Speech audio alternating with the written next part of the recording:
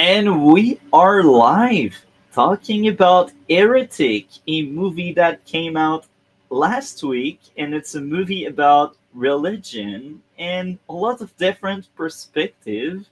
How are you, Audrey? I'm doing pretty good today, all That's things considered. amazing. Yeah. That's amazing. We need more of that.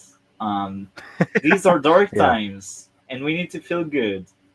But we talk about a great movie. We will start with a non-spoilery part here. So, what did you think of the movie? And again, this is not spoilers yet, but we will get into it, and we will warn you all once we get into it. But what did you think of that movie? Well, I was actually pretty optimistic about this movie for a couple things that I'll get into later. So I, but I didn't know what to expect. I just knew that I would enjoy it going into this is before I even saw it. Um, but all in all, I had to think about it after I was done with the movie, but all in all, I liked it. It's very good. Um, like plot and everything aside, it's really well made, really well written. It's from the guys that wrote the first A Quiet Place, um, and they are movies like this are just great when it's just isolated. It's smaller. It's a condensed story. Um, it was done really well. Very few sets and very few actors, but I think that makes it a lot easier for a studio to control everything in a good way. I'm not saying studio interference, but I mean in a good way. When you're making a movie, the less actors, the less locations, the easier it is to put everything together. And they did it really well. It is made by A24, and so there is that bit of artsy, prestigious atmosphere. But I think that it's not overdoing it in this movie. It's really good with they definitely have it's love it or hate it, this movie has a lot of those weird lens. It's not a lens flare. It's like a lens blur where it will have a ton of close up shots of people or objects that you want that it it literally focuses on the object while everything else is just kind of blurred. It has that effect a lot. It's a slow burn film, uh, the kind of film that you'd find at the Oscars for, probably. And I hope this movie finds its way to the Oscars, even just a nominee. It was really good, really well put together, really well written. I'm with It you is, on that. Sorry to yeah. interject, but No, because you bring you're the good. You're good. Oscars, just because it's A24, don't have too much hopes on that. But I will let you go on because I enjoy what you're saying because I agree with pretty much everything. I will let you go on now. Yeah. No, yeah. It's really well made, and I feel like it's a pretty lower budget movie. I'm not familiar with most of the actors. I know that a few of them have been in A24 stuff before, but Hugh Grant is the biggest actor. People hearing about Heretic, they should know who Hugh Grant is. He's mostly known for comedy, but he plays the villain in this movie, and he is amazing. He just reminds the audience that actually a really good actor. He does a really good job. Um, yeah. That's amazing. Do you want to add more to that non-spoilery part? Um, yeah, I'll add a little bit. It's a horror movie, so I wouldn't recommend it for just anybody. Um, and honestly, it's pretty PG-13, except for a few moments Yeah. in the second half of the movie where but those moments are necessary because I feel like if they were to even just censor it, it wouldn't really be as Um, effective. it wouldn't, yeah, it wouldn't be as effective in like showing the stakes, the like intensity of the situation. Like, like this, it seriously will go from like 1 minute they're arguing about religion, and the next someone gets stabbed. Like it goes like from 0 to 60 really fast. And those few moments definitely give it the R rating that it deserves. But for that reason, I don't recommend it for just anybody, even though the message of the movie makes me want to recommend it more. I think that everybody should see this, at least people that can stomach um, people getting stabbed and like knife wounds. And there is one scene, minor spoiler, that someone digs into someone's arm and you see it and it's like, ugh. um, but yeah, not for everyone. But for at least for those moments. But it's one of those movies where I'm like, it's so good. I wish I could just recommend it to everybody. But there's just little bits and pieces that it's like it's an acquired taste. You probably wouldn't like it just for those. But yeah, it's really good, and I recommend it. And honestly, as far as horror goes, it's more thriller. Which, if that helps for people that are on the fence about horror, it's way more thriller, minus those, more violent moments that definitely give it the more horror R rating. But yeah, very good. That's all I'm gonna say for now. Yeah. Okay, perfect. Thank you for sharing. And again, I think it's leveled as horror only because of the tension, because there's a lot of tension throughout. But again, tension can be leveled to trailers as well. It's interesting how this year had a lot of horror level movie, but there are more trailers than horror, and that's the most impressive part. And to not go too deep into spoilers again, because it's still the non-spoilery part. I've seen a lot of movies this year, and I've seen a lot of A24 movies. These are top tier, and this one is top tier, just like the other. It will question a lot of things, and the characters are very interesting. Um, Everything makes sense. They don't create stuff out of their butt or something like that. It's all set up and payoff, and it's great setups and great payoffs. And um, sometimes there are like moments where you're like, this is what will happen, and it does happen, but it's not made in a bad way where, oh, it's predictable and boring. It's predictable because they place it in the script on a clever way to make sure they don't pull out stuff. So yeah, I think that's all I can say without going too deep into spoilers. So here we start the spoilery part officially here. Um, so I will let you start on that one. So now we got spoilers, so guys and girls, pay attention to that.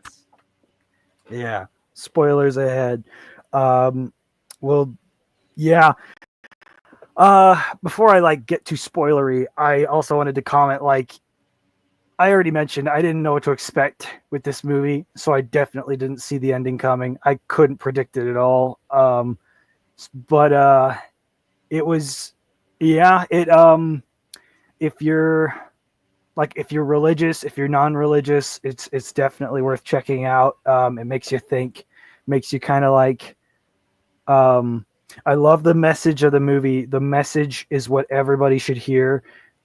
Don't base your beliefs on what other people tell you. Like even leaders of a church can have bias, can have agendas. You want to be careful, and you want to just like, if you believe in God, you want to find out for yourself. You don't want to just like take the words of others as that. You yeah, it's all about like finding your own faith kind of thing, rather than like, because the one I'm getting ahead of myself into the religious part. I'll get into that later. Right Yeah. now, I Yeah, like I said, I didn't see this. I didn't see anything coming. I didn't know what to expect. So when I mentioned there's scenes that go from 0 to 60, like it literally like holy crap, that just happened, and we're still halfway through the movie. Like it's crazy, and um, it's like everything is just really well done. I I appreciate that the movie, like what a lot of people around me who are religious were worried about with this movie is that it will glorify the villain and make his arguments like um his criticisms about the Church of Jesus Christ of Latter-day Saints, which is what is the faith represented in the movie, or just religion in general. His criticisms that the movie will try to like validify it, or like glorify it or something, and make him like an anti-hero. But no, that is not what this movie is at all. He is literally Hannibal Lecter. He is but even I shouldn't even say that, because like modern people, like people that appreciate the Silence of the Lambs and Hannibal Lecter movies, there's a charm about him. The point of Hugh Grant's character as the villain, his name is Mr. Reed. He is despicable. He is a hypocrite. Oh, hey, how's it going? Hi, how are you? I was just talking to some spoilers about Heretic. Oh, no problem. I see this movie. Welcome, Yeah. welcome. So we will let you keep going, Drapes. No, yeah. But anyway, like what I was saying, like the point of the movie is that Hugh Grant is a hypocrite. He is a heretic. The very message that he is pushing onto these poor girls is supposed to be directed at him as well, and it is. I really enjoy that as well, and that's one thing that I try to like communicate with people that are like on the fence about seeing this movie, that are religious and who are also members of that church. That no, like the movie and the sisters, they call him out on it. Like most of the arguments he makes, it's not everything. He does go for several minutes to intimidate the girls, and he's like, well, for thousands of years there's always been a messianic figure in all sorts of religions, and he like goes through all of this to try and like tear down their faith. But and so they do bite back at him. It's not as balanced, but that's not the point of the movie. It's not to like mock religion. It's not to mock any of that. The guy, belief, faith. The guy that is doing it is a scumbag, and as the movie goes on, you find out he is just as bad, if not arguably worse, than the religions altogether that he is criticizing. Like, and as the movie went on, I'm like, this guy is evil. Like his entire existence, like literally. You guys want to know what the movie's about? The title is literally that. He is a hypocrite. He doesn't like actually believe in anything that he says. He is like just trying to make people question, but not in a good way, because once he also has a bit of an ego. Like this is a really good interpretation of a serial killer. I should add, like this, like his like psychotic nature is terrifying, in that he is so egotistical. His entire house is booby trapped, but like not like Saw, but like keeping everything in a box. It's a big cat and mouse kind of movie. And he has this huge ego trip the whole time, but he doesn't show it very well, but on purpose, because of his ego. But the times where he is bested, he goes off script. He does lose his cool, and then he's like, "Oh, you're not supposed to do that." Like, but he first thinks he has these girls figured out, and honestly, I don't blame him, because these girls do there's a stereotype with like Mormon missionaries that they are naive, they're innocent, they're dumb. And honestly, that can be true. I mean, it's a stereotype for a reason because they're usually 18, 19-year-old kids going out knocking on people's doors. They're usually just inviting people to their church. They don't often expect to get into Bible arguments and doctrine and theology debates. But the fact that these girls are still able to debate him a little bit is realistic to me, because even with the young ages, I was an LDS missionary once, and while I wasn't able to debate like that, I do know missionaries that could hold their own in a debate. And if I was watching that movie with them, they'd be like, nah, I'd win. That's what I was feeling like watching the movie myself. I didn't have any Hardly goes, oh yeah, great Poupet. Thanks for the comment. Let's see. It hardly goes after Mormons. So many ways to go after LDS. Wait, I didn't see it. Sorry. I couldn't read it. Oh, hardly goes after Mormons. So many ways to go after LDS, but it only goes after polygamy, which is like 200-year-old out of fashion. It could have gone into so much more if it was anti-LDS. That is true. That's another fear that a lot of LDS people around me have with the movie, is like, oh, it's just anti-Mormon, anti-LDS propaganda. And I'm like, please go see it. Please go see it. It's like the criticisms that are brought up are actually pretty common criticisms that people bring up against the church. And even so, the sister missionaries in the movie aren't able to answer all the questions. They do get stumped. They do get kind of cornered. They do get a little freaked out. I mean, it's hard to debate someone who has trapped you in their house and could kill you at any moment. And he does actually kind of emphasize that later in the movie as he's losing his cool. You're like, oh, but yeah, it's really not as like anti-religion or anti-LDS specifically as people might think it is. And I will say that even though it's not anti-LDS, the representation of LDS missionaries in the movie is okay.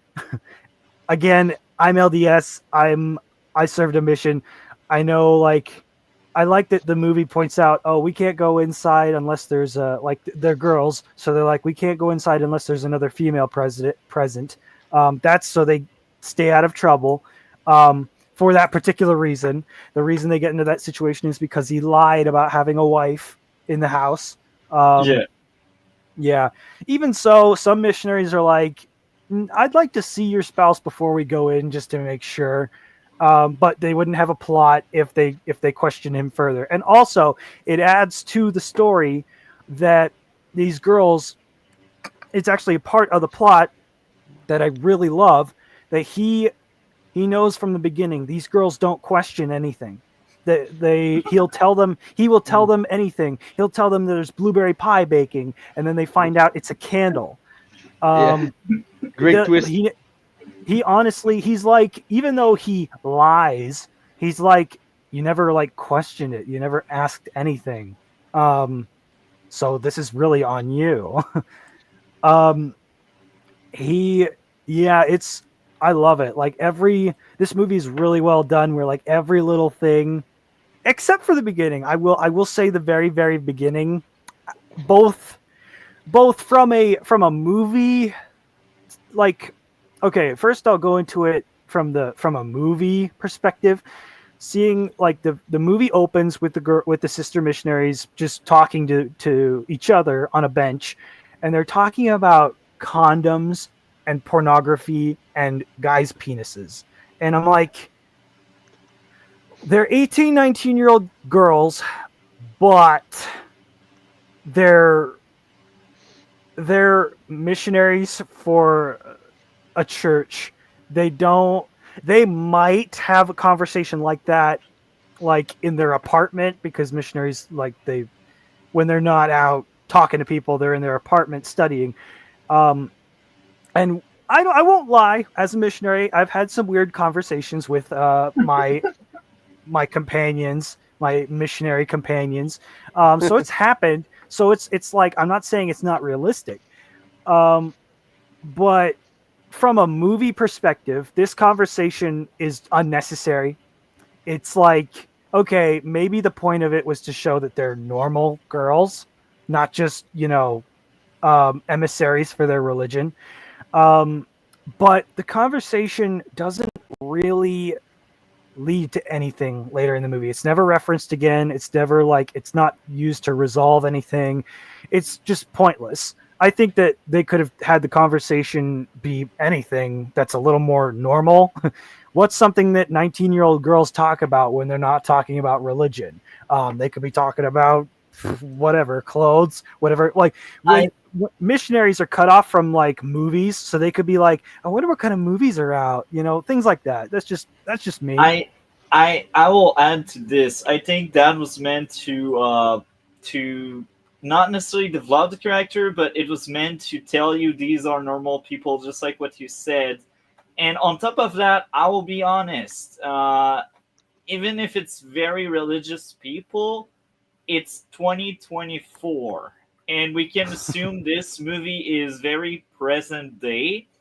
So I think it makes sense that despite being these very religious people, it could make sense that they would talk about bedroom fun and such. I think now it's present in most people discussions, even if you're religious, and especially if you're like 18, 19, and it was also to show you that these two characters were very different, because their exchange was like, oh, this character is that and the other one is this.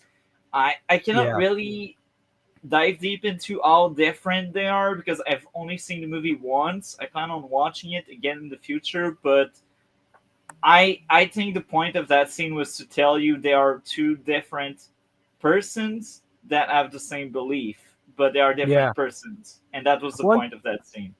I will say, like, I still stand by, like, they could have talked about something else, and we still could have like told the difference in their personalities from that. We do know from that scene that Sister Barnes, they're both. I know, like, maybe it's because I'm already LDS. I could tell them apart pretty quickly. But Sister Barnes, the one with the ponytail, darker hair, no glasses, she is a little more like her family's not originally from Utah. Her mom was like, she was kind of raised in the church, but like, her parents were baptized in it. It wasn't like a generational, like, oh, I grew up in the church, yada yada. She's a little more like, she has a little more experience outside of religion. It's like, and we see later on in the movie, like, she has the contraceptive, and things like that. She's a little more jaded, I should say. Yeah. Whereas the Utah girl, her hair is down, lighter color, glasses. I think her name is Sister Paxton. Sister Barnes is the ponytail. Sister Paxton is the glasses. Paxton, she's Utah Mormon, total stereotype. She's way more naive, way more like friendly. And honestly, I will say, despite the topic of conversation, that is kind of a funny thing that she was like talking about pornography.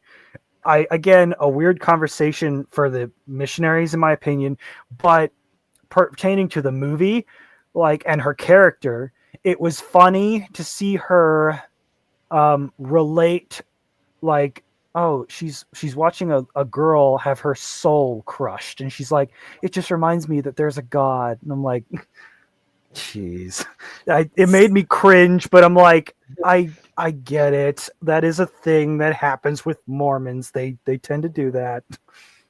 So I gotta say, we had like three great comment I didn't highlight because I wanted to you to finish up on your ideas. So hi, Gray, welcome. I'm surprised you were able to make it. Yeah, So I don't think I'll be able to be here for like the whole time, but okay. I don't know, man. I hard disagree on the opening scene being necessary because it kind of. So first off, they're not just randomly talking about condoms and phallus sizes. They're sitting on like a Magnum condom like bench ad. So I mean, Yeah. like it might come up. That's true. And then on top of that, it's there to show you a couple different things. So it is to show you that Sister Barnes has more experience and she's not nearly as naive as Sister Paxton.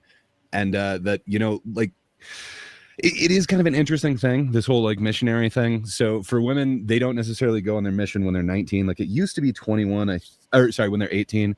It used to be 21, and I think they just lowered it to like 19 or something like that. Which is fair enough, but you're talking about people who are somewhat sheltered, like a good portion of them that I knew, like in my high school. So I wasn't LDS, but there was a good portion in my high school, and some of my best friends were. So like they went on missions. Yeah, and you stuff. talk like you But know about it a little bit. Yeah, I know way too much. So yeah, my great grandfather only immigrated to the U.S. because he heard about polygamy and was like, "What? I can have multiple wives?" So he converted to Mormonism and then like moved to the U.S. And then they're like, "No, that's not a thing." So yeah, I have a little bit of family history and I've never practiced myself, but so it is kind of weird because like the ones with the least experience are sent out at like 18 or 19 to go proselytize to a whole bunch of other people and tell them how they should live their lives and to talk about getting married and what you're supposed to do, but they've never even had like an open mouth kiss or anything like that, and they're supposed to go from essentially that to marriage to kids. Like there is a certain amount of naivete, and I think that's what that scene really shows up, and it shows the dichotomy between Sister Barnes and Sister Paxton. And then it also kind of shows like her inexperience with watching porn and just thinking like, wow, you can see like their soul leave their body when somebody realizes like, that's okay. There's just a certain naivete in the way that she's describing the whole thing. that's fair enough. Yeah. And I think I can piggyback on that. I'd say like you kind of said it, but I will try to place it in another way. The dark-haired girl, she is more experienced because she's like, I had like 8 or 9 closing. I can't remember the exact number. And the other one with glasses is surprised. She's like, oh, I have none. So like that exchange was like, oh, you know what? I will help you out having your first closing. So that was one of the big difference between both. And that's why we needed that bench talk. And just having that random line not really placed through the dialogue after talking about bedroom fun, I think it when I've worked that well, it worked well because it felt organic with the discussion. Even if it's very different things, it felt like two people having a discussion. But yeah, I will let Ut Grape talk a bit more. No, yeah. I like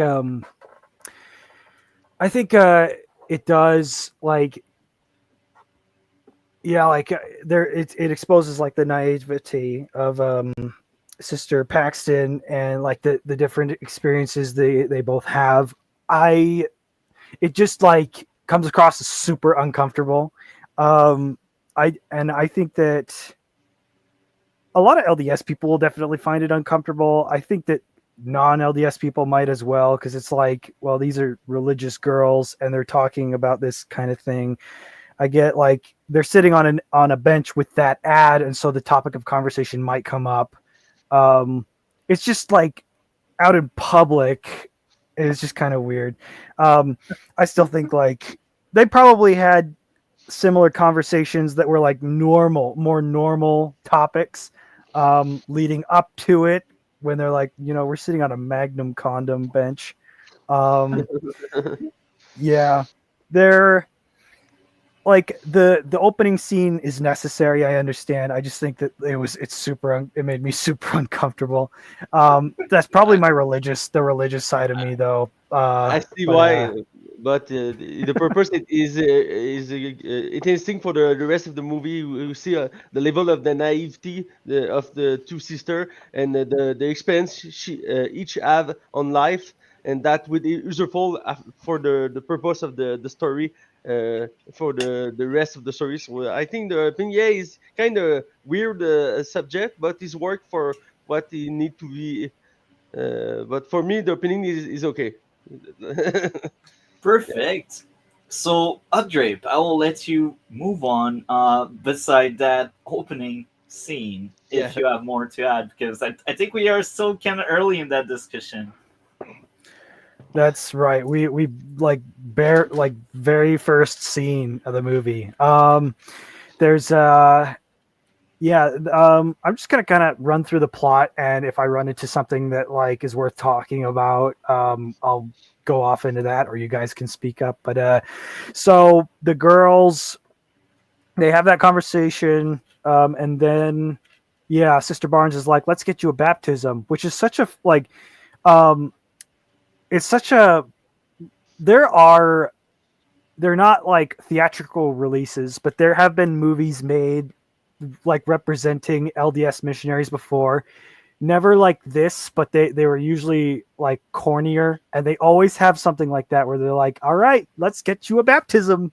Like they're like that in Over itself is such a naive thing that like is often like it's usually done as a joke, but it's also is something they legitimately say.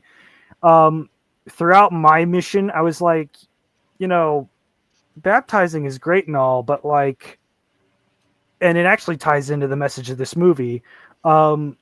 Just because you talk to the missionaries and you get baptized in their church, do you actually believe it? You like, so as my mission went on, for me, I was like, you know, I don't want to like just baptize people. I want to help people, you know, understand God, and actually find out for themselves rather than just listening to me ramble on about stuff. I just thought that was funny, and it just like both girls are like naive. Of course, Sister Barnes is more experienced, but they still have a lot to learn.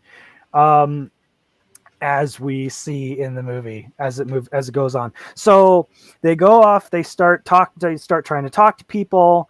I can't imagine being a missionary in the 2020s, and I think that this movie is just to this, like, it takes place current year. I don't think it's like, oh, this movie takes place 10 years ago or however many think it's years supposed ago. to be I think current because I of like think the that's what second I scene get. where there's kind of these girls doing like a TikTok dance or something, and That's Sister yeah. Paxton tries to kind of join in. Did you get the significance of that scene, Multi? Did that make Uh, sense to you? Yes, it did. So I think that you kind of hit in the nail the point of that scene. It was to tell you it's very present day, like TikTok dance. We didn't add that like 10 years ago. It's like TikTok. I think it really blew up like 5 years ago, like just at the moment just before the pandemic, and it grew bigger and bigger. So I think that TikTok dance was really to highlight social media is a thing, and it's also to show you, because later on they lie about I think crossing paths with cops or something like that, and they are showing you basically everything they do before arriving at the house, because at the house when they try to leave and lie, they lie, and you clearly hear them lying because they tell stuff that didn't happen between the bench and the house. And I think that that scene was really to tell you this is what's going on between the bench and the house. So later on, you can catch on. Oh, they lied to the guy because what they're telling the guy happened in between the bench and the house didn't happen because of that TikTok dance. Um, Yeah. So yes, and there's like one more significance to that. So the one sister gets like pantsed or whatever. Um, the whole significance of that is kind of everyone makes fun of the LDS for their magic underwear or whatever. It's to kind of show that, and that it is kind of one thing that they kind of go after them for. They have to wear their holy garments. Yeah. I think the purpose of that scene, not just with the teenagers, but just the establishing shots with the sisters walking around trying to talk to people, and then leading up to that scene where she gets pantsed by those teenagers. It's to like kind of establish this. It's not like an unfriendly environment they're in. They're just kind of isolated. It's like the movie does a good job of like just establishing they're in a assumedly a small town. I didn't even know it took place in Colorado until after I saw it. Like, I don't remember them mentioning that they're in Colorado at all, but it makes sense now. Yeah, I don't think they mentioned it. I think the most is they mentioned the two girls are from Utah, but one wasn't originally from Utah. Yeah, she's from like Philadelphia or something, or at least her parents were, which you can kind of tell with her when she says that. I've been there also on my mission. I was like, yeah, I'm from Utah, but I wasn't originally. I'm also from here, because like when you're talking to people as a missionary, they all assume you're from Utah, so they already assume they know about you. They already assume they know what you're going to say, where you're from. They already know how you dress and how you look, because you're already wearing the suit and tie, or if it's the girls, they're wearing the dresses. So they already kind of have this image about you. So I definitely understand Sister Barnes there, where I'm like, I wasn't originally from Utah, by the way. I grew up in North Carolina. And they're like, oh, that's interesting. Anyway, you're from Utah. Haha. Like, yeah, that's right. I'm the stereotype. I totally relate to Sister Barnes there. Yeah, there's like the rest of that scene is mostly just establishing they're in a small-ish community. They don't really get a lot of opportunities to talk to people, so this is a big chance they have. I think they mentioned they contacted him at Costco or something. Mr. Reed. I can't remember that part. It said that he requested more information, but I can't remember if it said that it was like through a Costco. I think the other thing that's trying to establish is just how far away his house is. That it's not like, because they open it up by saying like we were just in the area, and it's like, were you though? Because like we saw you at a bus stop, and you're traveling pretty far. But that's also to highlight how much of liars they are. I think that movie made it to a point where they are all liars. They lie on different things, but they're all liars. Yeah. I the little lies before anything crazy happens, I'm like, why? You don't need to lie about that. But yeah, once things start happening, I'm like, no, I understand completely. But yeah, so they knock on his house, and yeah, they have the establishing shot of the home. They knock on the home. They have a little bit of an awkward door pitch talking to him. Thankfully, he seems interested.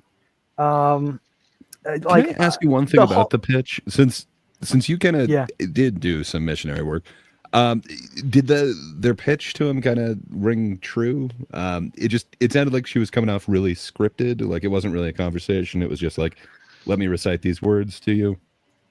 I hated knocking on doors. That worked back in the 80s or whatever. I guess. But there's just like the overall culture of, well, mostly America and then maybe a few other countries, like door-to-door salesmen, anybody knocking on your door that you don't know, you don't answer. You don't talk to them. They're there. They want something from you. Even if they're, just preaching their religion. And so I hated knocking doors. That was the attitude I had, where I'm like, they don't want to talk to us.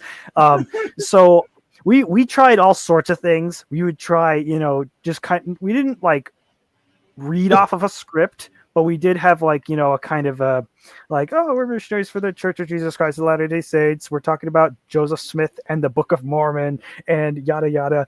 And, we would try to spice it up as much as possible, but I understand like, some people, they're more shy and they're more just like perky, and they just like Sister Paxton, the one that like kind of seems like robotic and scripted. She's like barely letting Hugh Grant, Mr. Reed, talk. She's like, oh, we're talking about Joseph Smith and that he restored or that he's the founder of the Church of Jesus Christ of Latter-day Saints. We want to like, and they're like barely letting him talk. I'm like, I haven't done that, but I can see that being a thing. She was stressed, I think, and she wanted that clothes, and she felt like if she talked like that, she would get that clothes she wanted. I'm not gonna lie though, when the sisters said, "Let's get you a baptism," I thought that would actually kind of relate to. I thought that they would kind of reference that in the climax. They didn't, which is it's fine. It probably would have come off as a little cheesy, but because the very opposite happens. Yeah, as far as that. Yeah, that scene, it's awkward, but it's like, again, necessary. Everything that happens in the movie is necessary, even if I don't like it. I'll still mention it and still mention why, and maybe I'll like be like, okay, that makes sense, or maybe I don't know. But yeah, that like it's awkward, and even still, Mr. Reed's like, I'll talk to you because religion is important, and zero red flags right now. He just seems, like an old dude in the country that seems, totally fine talking to them. But I like that they point out, okay, we can't go inside the house unless there's a lady present, and he's like, oh well, my wife is inside the house, and this relates back to what we were talking about earlier. I like that. Yeah, they don't really ask any questions. They don't really like try to pick apart the situation. They just like assume everything's fine.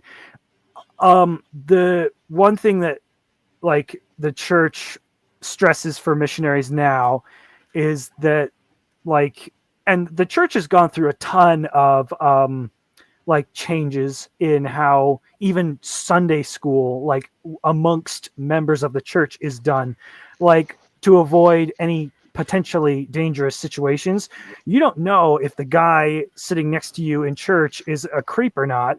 And so they have rules, especially for the missionaries, like you can't go inside a house with someone of the opposite sex, even if there's two of you, like your missionary companion could be complicit. Yeah. If it is married like couples something are like totally that, fine. isn't it? Yeah.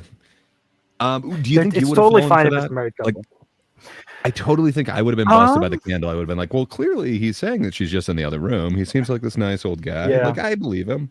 I think I would have been. This is like, it's Mr. Reed later on in the movie is like, you never asked me any questions or anything, but like, he's a total psychopath. How many people in the country, when you all you do is knock on doors all day and talk to people on their doorstep, how many people do you think are going to be an actual psychopath that wants you to come in and bait you and trap you and do all this crazy stuff? I mean, maybe there's a few creeps, but like nobody that will go to that length. So this movie is very fictitious. And one thing that yeah, this that's another thing with a lot of members of the church around me, and apparently my church itself, I need to confirm this. I don't know 100%. Apparently there was a PR person from my church that came out with a statement on behalf of the church that said, we do not agree with this movie. Our missionaries are not in any danger. And I'm like, it's a fictional movie. It's a horror movie. First of all, that's the point. It's supposed to make you uncomfortable. It's supposed to make you scared. And if you are LDS and you know someone that's on a mission, good. Then this movie actually gives like it's more personal. And I love horror that can reach you personally. And that's one thing I appreciate about this movie. But again, with as many LDS people as I can, I recommend they watch it. Again, there's little bits of horror that you can just look away from. They're actually really quick. and it's what makes this movie, you know, rated R. But other than those little scenes, like I totally recommend it to like everybody, whether like, like I recommend it to as many LDS people as I can, and I try to like dispel. Oh yeah, go ahead. Before okay. Great question, I got a small tangent, and it's No, yeah, just go ahead, something yeah. that's been lurking in my head since we've started talking about the movie, and it's something very small but interesting. I ate the French translation of that movie title because you said it, Heretic. It's the guy is crazy. The guy is not necessarily fraud, but like he tarnishes religion, and he's just a nutcase. You know, that's an heretic. That guy's crazy, and the translation for that movie is heresy, and heresy is not heretic.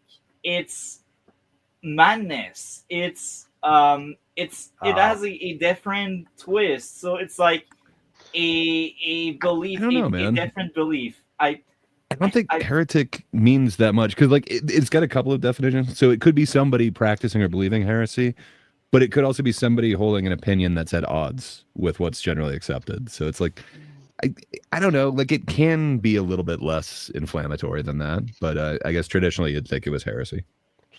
Yeah, I'm not a fan. For the English. Yeah, I'm not a fan. I'll let Dre or Rape go on now. Oh yeah, I'm not a fan of those movies, and unfortunately, Heretic kind of falls under it, where it's just like a one-word title. Like I get it, like it does, you know, this you get what you pay for. That's what this movie's about. This dude with like, really whack job. Like he criticizes every religion. He focuses on, you know, LDS because it's LDS sister missionaries that are in his house, but he's like this, like he's a hypocrite. He's like tarnishing all the religions, all theology, and he's like, his conclusion at the end of the movie is like crazy. He is like pretty much can't get any more heretic than that, unless he like was an active member of every single religion, which would, you know, just only add to his hypocrisy. But yeah, he also just stop me if you guys want to talk about anything. Like I said earlier, but like just before you get into it, question, yeah, I had just a couple of questions. So the church officials said that they don't think that like their missionaries are in any danger or are doing anything dangerous. I don't know. Do you think it's inherently kind of a dangerous thing for women to be sent to people's doors knocking, or because also aren't they out doing it till 9 p.m.? Yeah, so I don't think that the church would be careless to say that the missionaries are all completely safe. I just know that I think from what I saw or what I heard, again, I need to fact check this.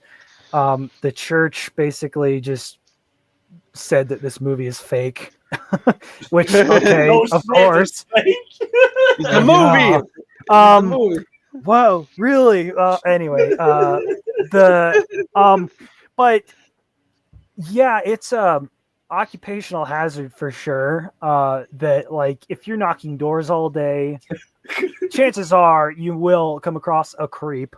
But with each individual mission, like the church is a worldwide thing. There's missions all over the world. It's not just like Colorado. There's some pretty messed up places that there are missionaries.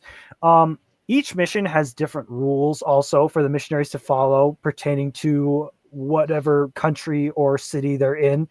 There were places in my mission, you know, just in Oklahoma, where the sisters could not be out like earlier. They had an earlier curfew in like the city part mostly. But we were also encouraged to like try other things besides just knocking doors, like just talking to people on the street, which it's also like it also like has its pros and cons with how effective that can be, because when people are out on the street, they're usually going to a destination. They're not really out to just chat. But even so, that's safer than knocking on a door because you're in a public place.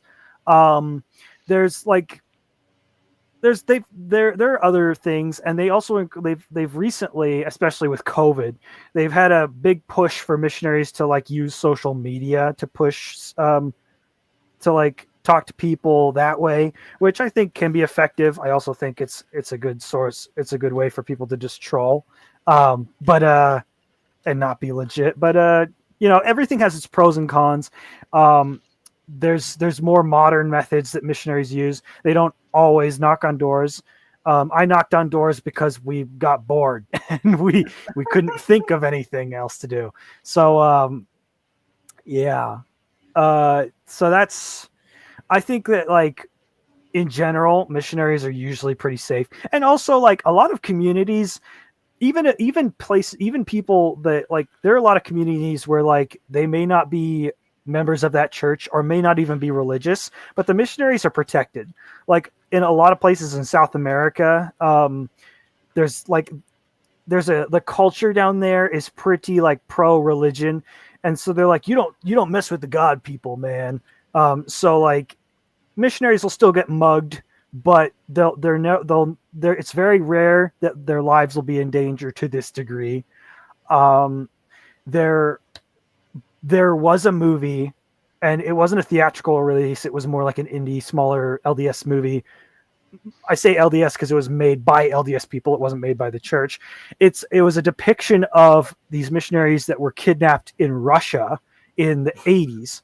And missionaries in Russia, they're not allowed to talk about God because of Russia. What they're allowed to do is basically teach English. How do you convert? And so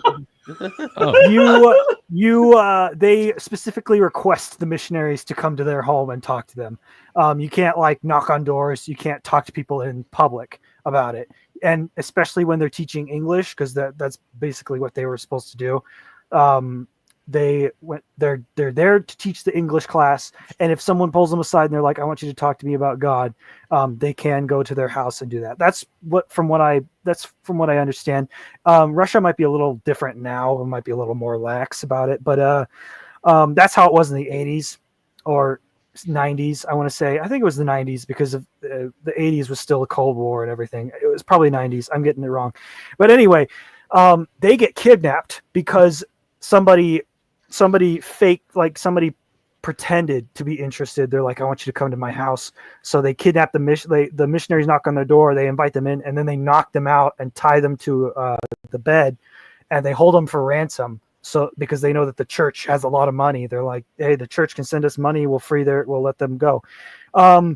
It's a long story, but the missionaries get set free, and they live to tell the tale, and it's made into a movie. But so it happens. It's just not super common. And there's a lot of precautions with most missions to prevent that. It still will happen, and it's very unfortunate. But again, with the movie like this, it's hard to like just assume.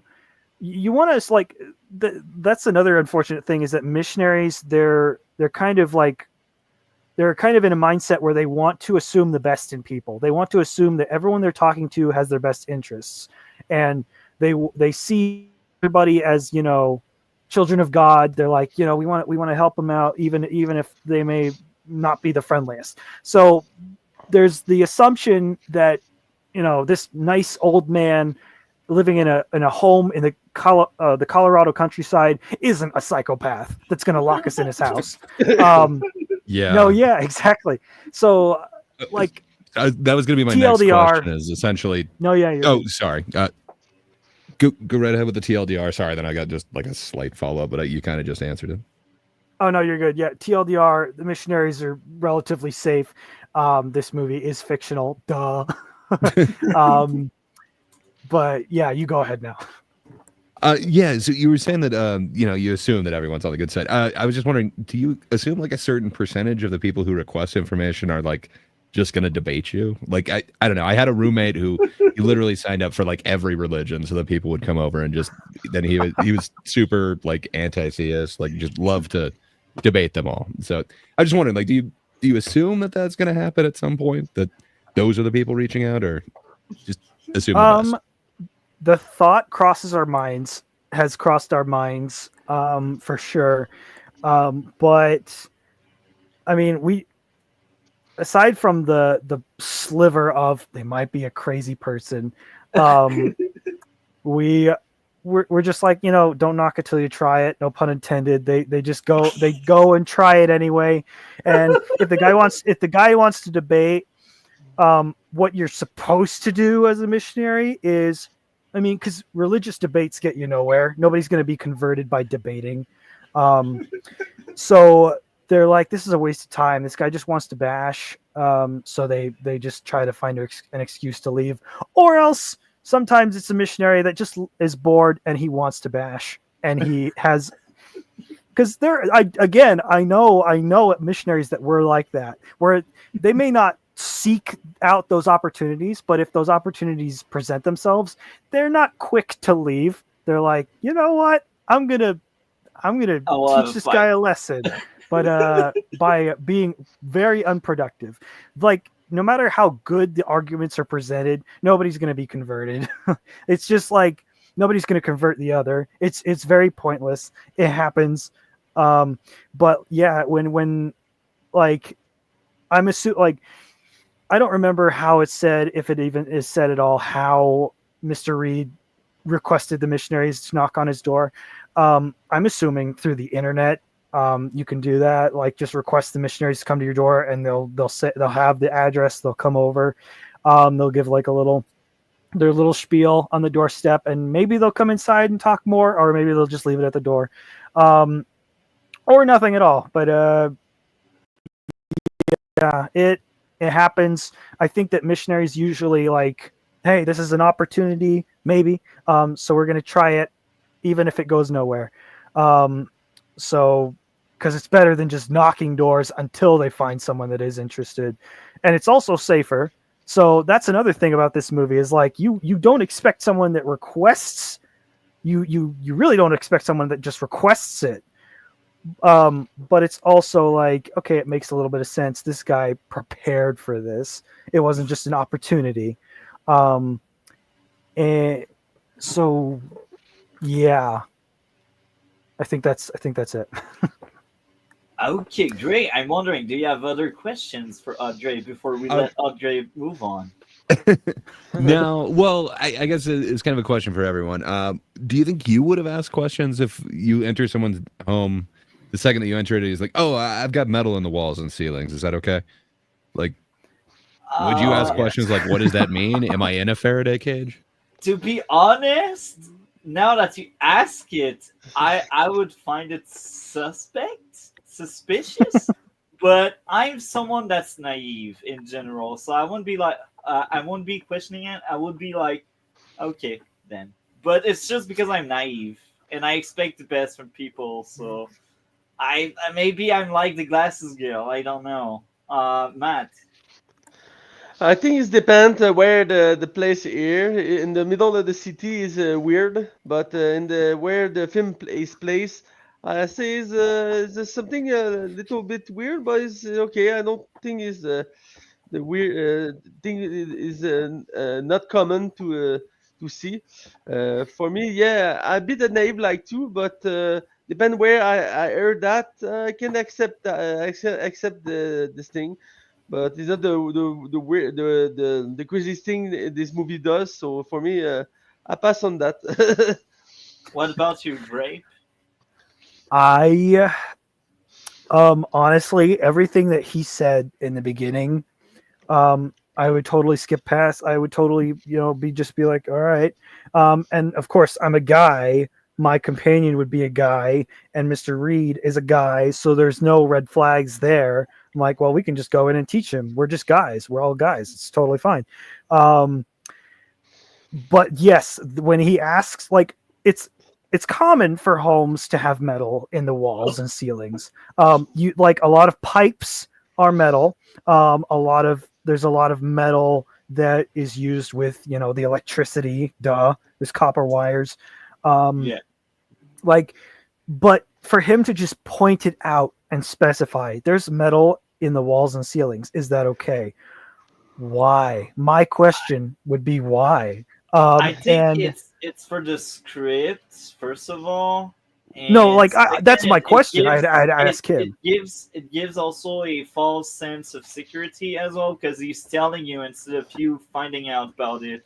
But I think the biggest reason is really in the script. They want to tell you, look, even if they have cell phone, it won't work. That's what they were trying to do.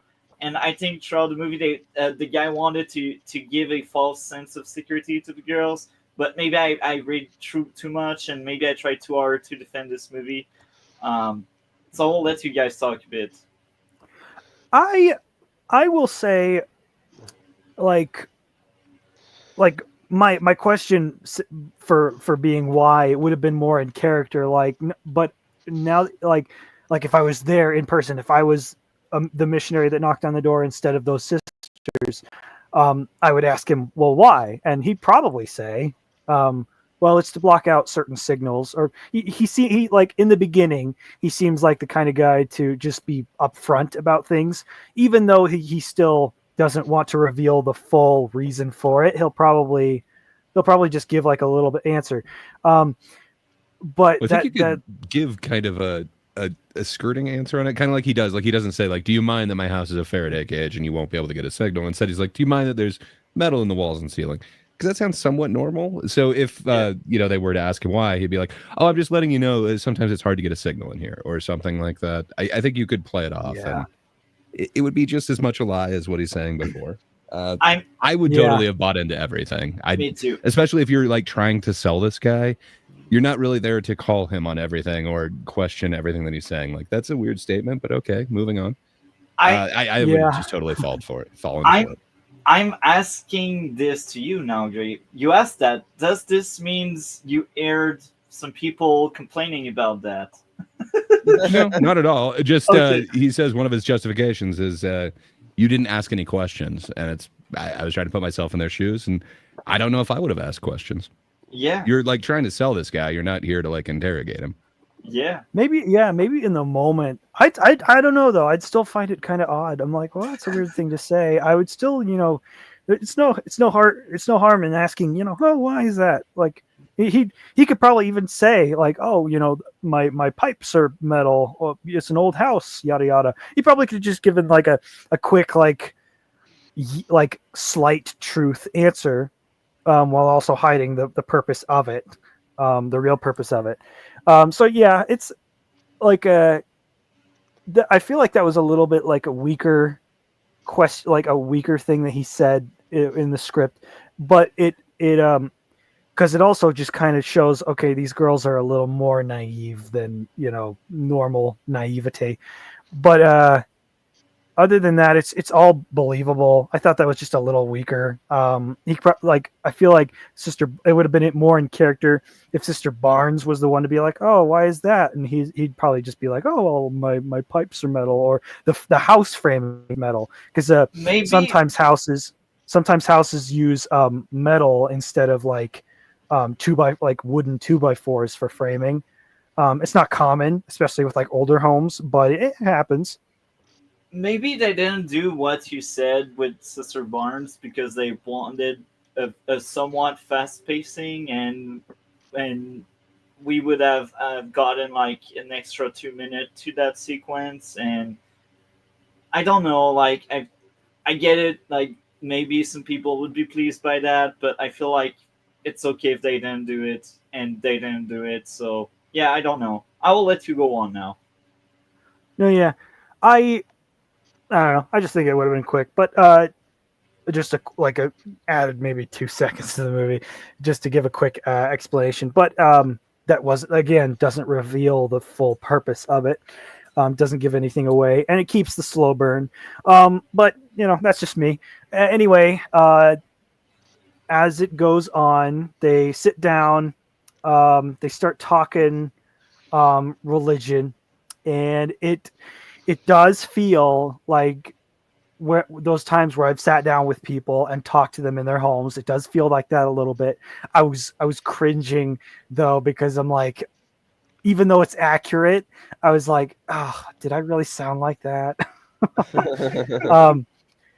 Like, I'm grateful for people that appear like Mr. Reed at first, where they're open to everything. They'll they'll ignore the awkward comments. They'll be like, yeah, well, yeah, I love religion, and I grew up religious, yada yada. They're like you have a great conversation. I appreciate people like that. It's just sad that like oh, this is Mr. Reed. He's faking the whole freaking thing. And slow burn, everything seems fine. There's like some atmospheric, like the lighting is creepy. Things are just kind of off. And then, yeah, he goes away to check on his pie, and they look over, and am I skipping ahead? I forget. Some No, things you that don't happen. skip. They just Yeah. arrive. Well, he grabs Yeah. the clothes. The Well, I think he jackets. leaves one more time to check on his wife and the pie, and then he comes back. Did you notice like the difference in his hair when he came back? I Oh, did. that's right. I didn't actually. I Which I'm like, wow. Yeah, I did not. I should. This like there was a lot of this movie where I'm like, this deserves a rewatch for sure, and I think I'll go see it again sometime. It's that good. It's been a long time since I've seen a movie where I'm like, I need to rewatch this. Like, it's really good. That's a cool detail, and that's cool that you guys noticed it the first time. I definitely didn't. I'm like, wow. And even Sister Paxton, the naive one, noticed it. The more naive of the two. Glasses. I think the only reason why I didn't notice it is because they had a close shot at the guy's face. I was like, oh, I see that kind of drop. Okay, I see. Maybe he went outside. I don't know. Yeah, I found good. it odd, but I did spot on the thing. It was good that like the beginning shots of the movie are farther away, especially in that scene, so it's harder to tell. But yeah, if I remember correctly. But yeah, everything seems fine. Well, before things start getting creepy, the conversation just kind of goes into a dead end where it's like he seemed interested, but actually he has some criticisms, and he reveals, oh, he's actually spoken to missionaries before. He has all the pamphlets. He has a copy of the Book of Mormon, and he starts, Which is well annotated too. Like, yeah, that's a oh lot yeah, of that's note right. in there. Yeah, I'm like, wow, this guy, he knows it. He knows it, whether he believes it or not. And well, clearly not. But he goes on like he's. I mentioned this earlier. He's very egotistical. I love this interpretation of a serial killer psychopath. They love like just talking about how they just love hearing the sound of their own voice. He goes off about his criticisms toward Mormonism and Joseph Smith, and that like turns the girls away. They're like, oh, should we leave? He's clearly not interested. And then yeah, and then he leaves again, and then some more stuff happens, and then they start to see, wait a minute, the blueberry pie smell is coming from a candle in the room. I guess, can I ask you guys that, do you think you would have fallen for a candle? Have you ever fallen for a candle smell? I have, like, at a house that I was like looking at. It's like, oh, you guys just make it. No, it's just a damn realtor trick with a stupid candle. There's some. I think really they would have good, gotten me. Yeah, Probably would have gotten my me. nose is effed up because of my asthma, so I wouldn't have smelled it anyway. But Mr. Reed, that freaking jerk, later on in the movie, he's like, you didn't even bother to like tell the difference between a real pie and the candle. I'm like, well, of course not. Every Nobody modern would. there's like dozens of candle, like he's trying to make it seem like well, it's just one tangent to like this rant he's going on, but like he really tries to make it seem like that's like a big deal. I'm like, dude, there are so many modern candles that smell like a specific thing, and it fills the whole room, and it's like, wow, it really does smell like that. Like, it's I don't blame them at all. So that's not a matter of being naive. But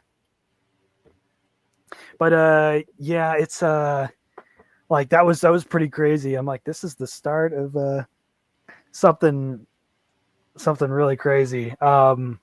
Like I it guess one started quick note off, yeah. right there. Oh yeah, go ahead. So with the candle, in some of the like original screenings of this, right as that candle thing happened, they filled the theaters with the aroma of a blueberry pie candle or I'm blueberry pie. jealous.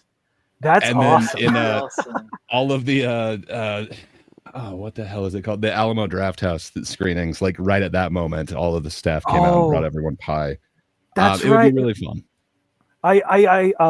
I follow Film Threat. Shout out to Film Threat on YouTube, and they it was Chris Gore, I think, of Film Threat that said he attended the early screening, probably at the Alamo that's Theater. awesome. And Yeah, he they said go that he all said out that on at those the end of the things. movie, he said at the end of the movie they gave everyone blueberry pie candles. They just gave it to them. I don't know. I didn't hear about the pie itself. I just heard that they gave them the candles, which is pretty That's awesome. awesome. A24. So they're not into the whole like popcorn bucket thing, but for this movie, they are selling a blueberry pie candle that you could buy from their That is, website. I'd buy one. I'd buy one, Me too. or I'd buy a Monopoly. I'd buy a Monopoly set with the characters. I'd buy a Monopoly set with the characters. That'd be funny. Same. So I guess Matthew, the last one on the blueberry pie, would you have fell for that smell with the candle? I think I will, but like you have a thing with the smell thing, my nose not work great. I can explain why in English because I not had the technical word to explain. But yeah, I had difficulty to sense something. But a candle is a strong odor. Smell. Smell. So yeah, I can imagine I will fall for that, but I would question why the pie is not here because I like pie, so I want to eat pie, so I would like where the pie is, where the pie is, you know. And the girl asked one time where the pie is, and he go and back. They wait a few minutes, and they keep going with the smile, but the pie never go, and the girl can forget cannot just when the reveal the candle is the smell, but before that he can forget about the pie. So for me that the point is not working, but I can feel for that. No? Okay. Well, Yeah. does that answer your question, Gray? Yeah, I think that satisfies my pie question. Thank you. Pie question. Eat pie together. Perfect. Yeah. Andre, you got the mic again. Yeah. So keep going, bro. Awesome. Yeah. So yeah, so she turns the candle around, and it has that A24-esque. You know, like I mentioned earlier, A24 they have a very artsy aesthetic with a lot of their films. They do a lot of this. They do a lot of the same effect where like it focuses the center of the camera lens on the like what they want you to focus on, and the rest of the shot is really blurry. shallow depths They of do- field. Yeah, which is fine in moderation. They do that a lot in this film. They kind of chill out with it as the movie goes on, but in the beginning there's a lot of that. Especially the biggest shot is with the candle, which deserved. It's pretty cool. I'm like, ooh, he lied about that. Maybe he lied about his wife. Other At this stuff. At this point, you're like, yeah, he lied about being interested. He lied about the pie. He's probably lied about his wife because they haven't seen his wife yet. And he's like, my wife is being terribly shy. And I'm like, even shy people would still probably, just kind of wave in the hallway of their home or something. So yeah, something's definitely sketch. And then the sisters are like, we should just leave. And so they're like, can we get our coats? We're just gonna. He's like, okay. He goes to get their coats or something, and they try to leave at that point. They but try. they They're realize like, they can't. yeah. But the door They is open- the door is locked. The door Yeah. is it won't open, like the front door, and they just like keep trying it, and yeah, it's like just as dead bolted on the inside as it is the outside. Sister Barnes kind of panics a little bit, and she's like, "See if you can climb out that window." Sister Paxton, being the less adventurous one and the more like cooler headed one, she's like, "Are you crazy?" And so then he comes back, explains to them that the door is locked, and it's on a timer. He doesn't bother to explain. He doesn't bother to say that he can disarm it. He just says, "Well, won't open until morning. You can go through the back of my house." And we're going through the way that we just kind of just like explain it. The movie is so good at burning through all of this. The timing is really good. So as things get weirder and weirder, it's like you really don't see it coming, and it's like, oh my goodness. It's like you understand with these girls, like he's like, why can't you just open the door? They don't want to go deeper into this creepy home. And there's still this air of mystery where he's still saying like, no, just come on back here. You can have pie, and then you can leave out my back door. He's still like keeping up pretenses at this point. But and they don't really challenge him, because I think that's part of the team. They don't really challenge the statu quo as well. Maybe I'm crazy. I think there's one other thing that we kind of went over. There's like this very artsy shot of like a moth trying to get out the window, and then it goes up to like the light fixture, and then there's just kind of this offhanded remark that Sister Barnes says where she would like to be reincarnated as a butterfly. I think that was Sister Paxton in a way. But was it Paxton? I'm pretty sure it was Barnes because of the ending. Paxton with the I don't know their name. I know their face. Dark hair Paxton, and glasses. It's Paxton. It's Paxton. Glasses is Okay. Paxton. She is the one that says that. Minor. I was gonna say it might give you like a tip off as to like how much faith or how thoroughly she's practicing it, but did that give you any second guess multi or anything like that when you hear somebody talking about reincarnation essentially? Maybe not. I don't know. I didn't. So I think it works on a layer if you kind of are a bit familiar with the religion. It is very vehemently anti-reincarnation type deal. Like you wouldn't be. I'll be quick about it. But like we don't believe in reincarnation at all. So it was just a little funky hearing that from her.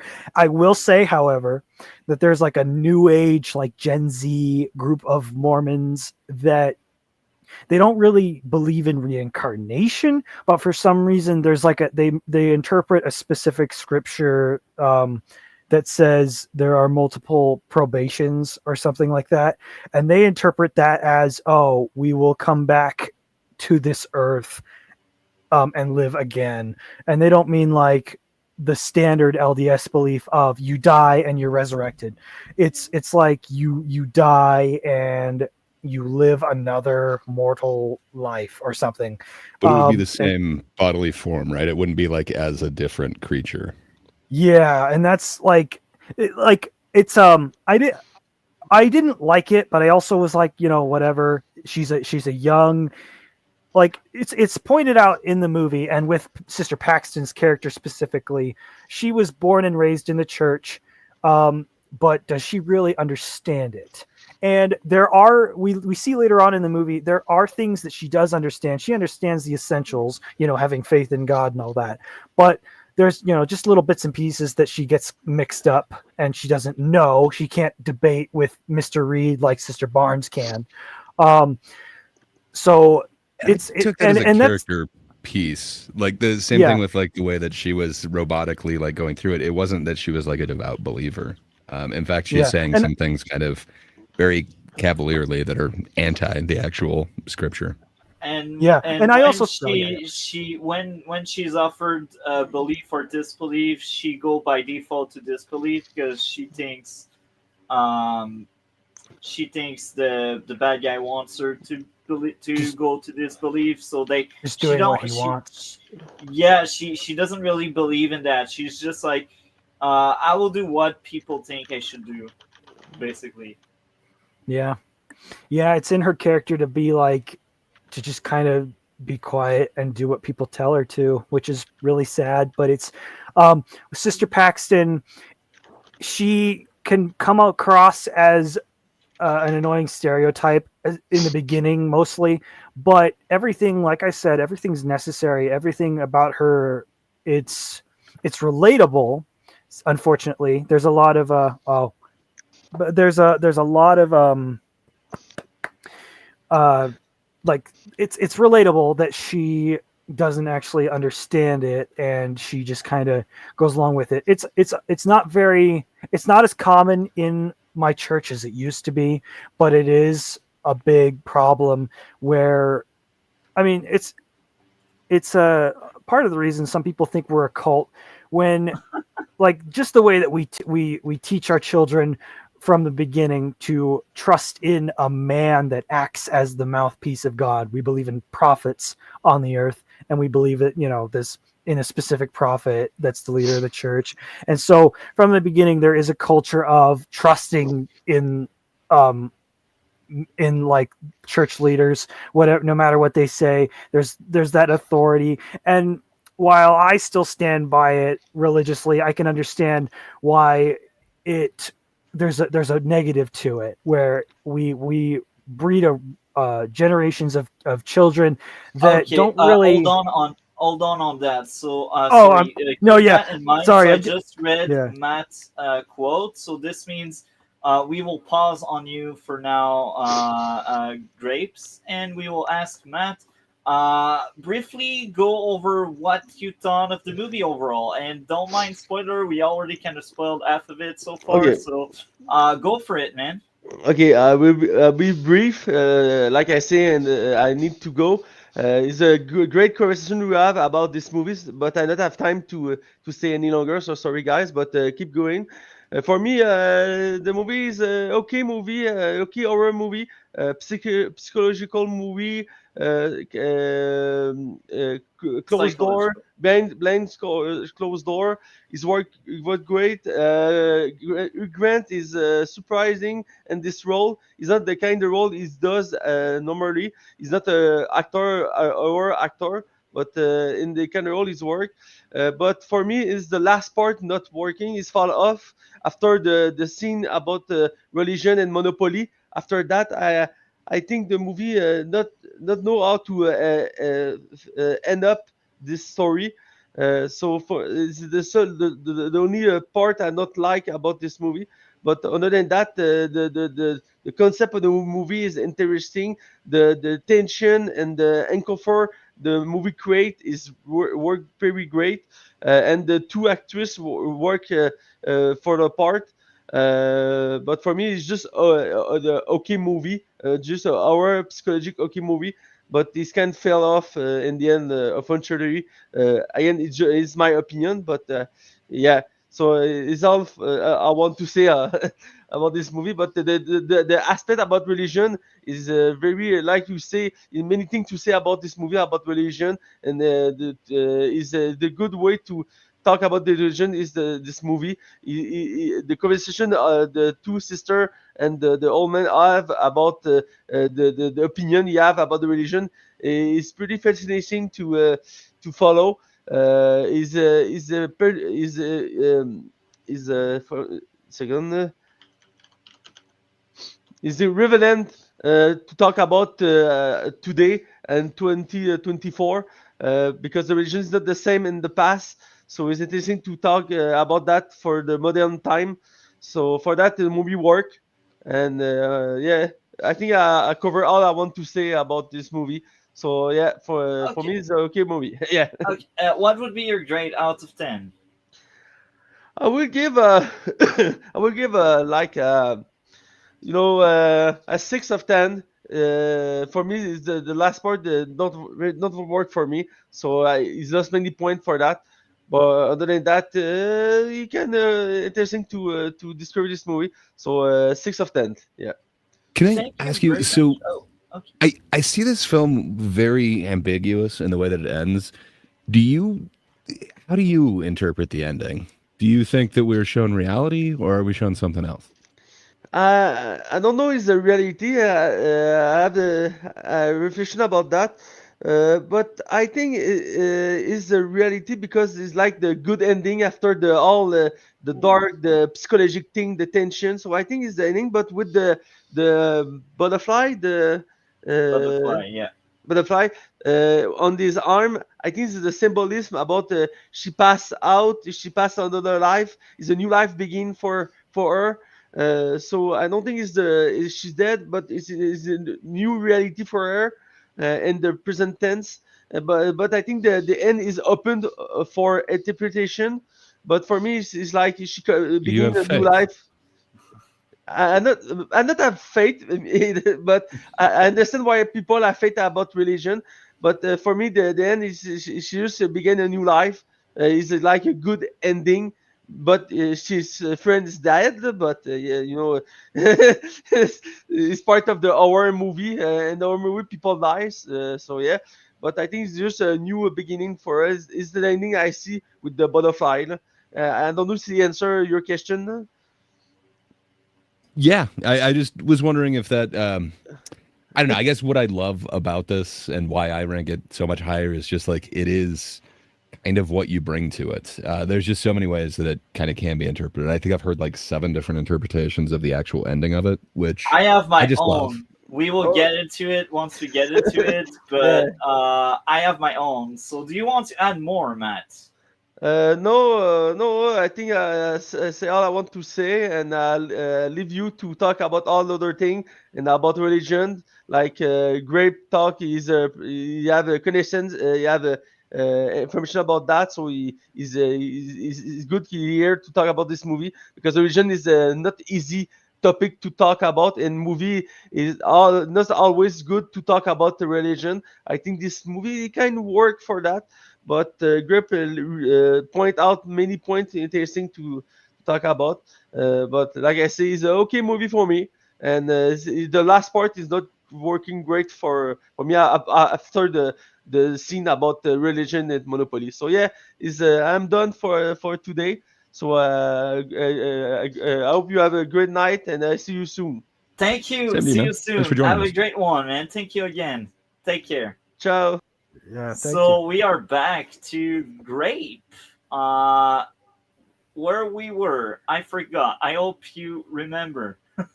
I was rambling on, and honestly, I'll probably just continue.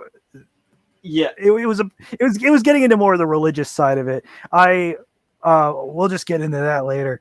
For now, we in the movie we get to the part where he invites them, like they do go into the back.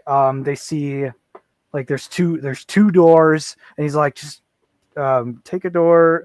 The door goes to the back of the house, and they're like, which door? And then he starts getting into, this is like the big like a huge chunk of the movie takes place in this room.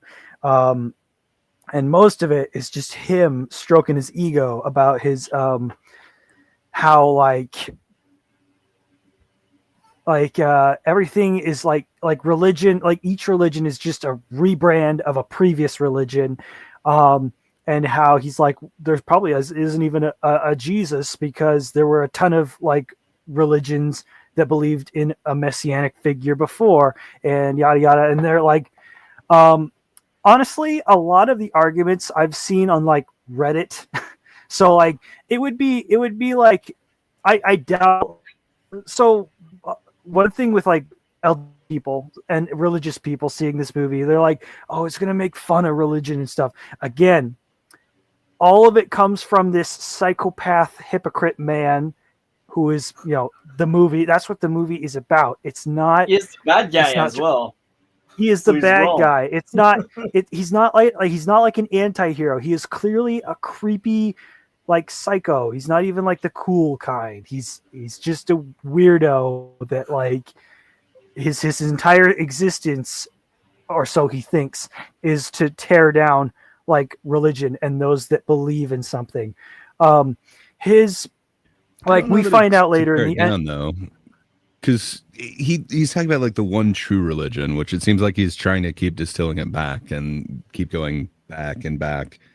But you're right, like they are kind of surface level arguments, like atheist arguments, but it's also kind of surface level religious arguments. It's not like either side is bringing like the hardest, like most concrete facts that will totally disrupt the other's belief system.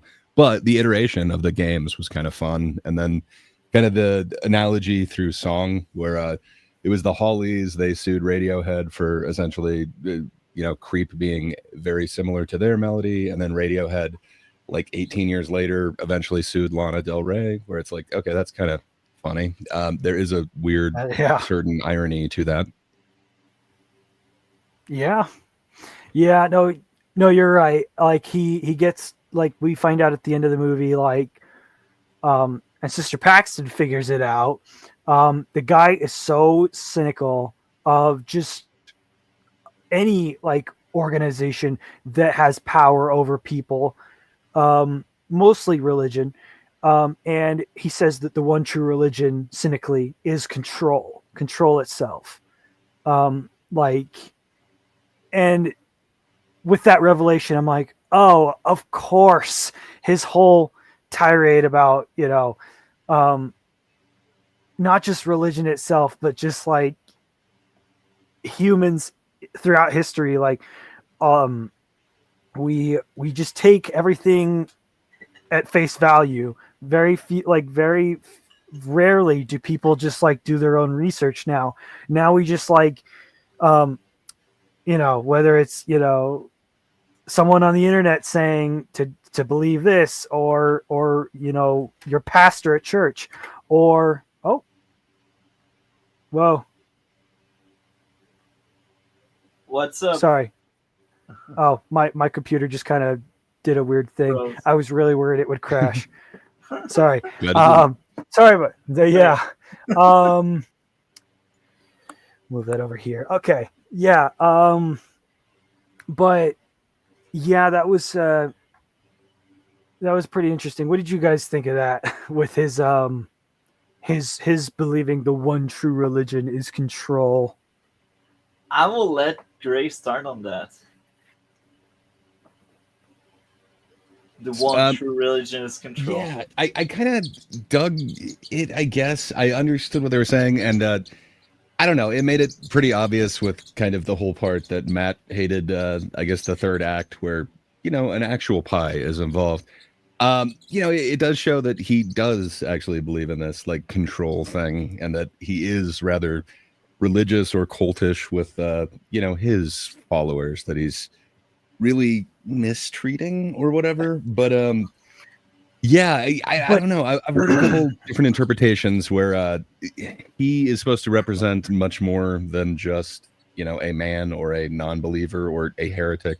That like there's certain allegories that each character is kind of playing, and essentially like he represents all religion and its ability to kind of give you a false choice and to kind of keep you essentially. I'm sorry, my bird is very loud right now.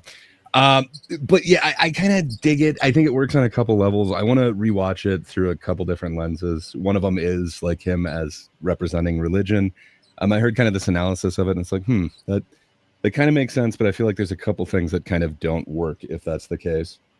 But I don't know. For me, it worked. Multi, did you hate the idea of the one true religion and then the whole control thing? I'm not a religious person, so maybe my opinion doesn't matter that much on that. But here's how I see it as a non-religious person. I feel like most religion are all about control, and it's also about perspective, because most of the religion have the same kind of message. But it's it all religion come from the same place, but it's different iteration. And I think that was the point of all of the Monopoly games. And since I got the mic right now, I think I strongly disagree with Matt when he says this is when the movie fell off for him. I felt like most of the things thus far did work out well, but that Monopoly game is like the entire idea behind that movie. It's like that moment I realized that movie, okay, it's kind of criticizing how every religion come from the same place. And I will let Dre talk a bit on that, and hopefully Grape will be back. Hopefully. Yeah. So I agree with you, but you're saying all religion, and it really doesn't kind of hold up to Eastern religion. A lot of that's kind of its own thing, like Shintoism and stuff. But you're right. For Western religions, almost any Abrahamic religion, it does have that same kind of base origin or whatever, if you'd want to call it that. So the iteration thing, like, yeah, it kind of makes sense. And then the whole bringing up all these different messianic figures and everything, like Hot Grapes is totally right, where he mentions like that kind of feels like atheism 101, and like this is on all those Reddits. It's like, yeah, a bunch of people do know similarities, but I'm pretty sure you could point out similarities between like just historical figures and stuff. It's going to kind of happen. There are certain patterns, and yeah, I don't know. I kind of dig the whole one true religion thing, and the fact that this guy is actually, he comes off as he's some sort of like devout anti-theist, but it turns out that no, he really just believes in this one true religion, which happens to be much worse, apparently. But there's a lot of analogies that it kind of goes into, like they have to go in and choose either belief or disbelief, but a lot of the times not a lot of the times, in this case, it leads to the same place. And then you have to go deeper and deeper into this actual structure. If it is representing religion or whatever, you have to go deeper to find the actual truth. And the actual truth is behind this thing that they're trying to sell you, this kind of game, this trickery, if you will.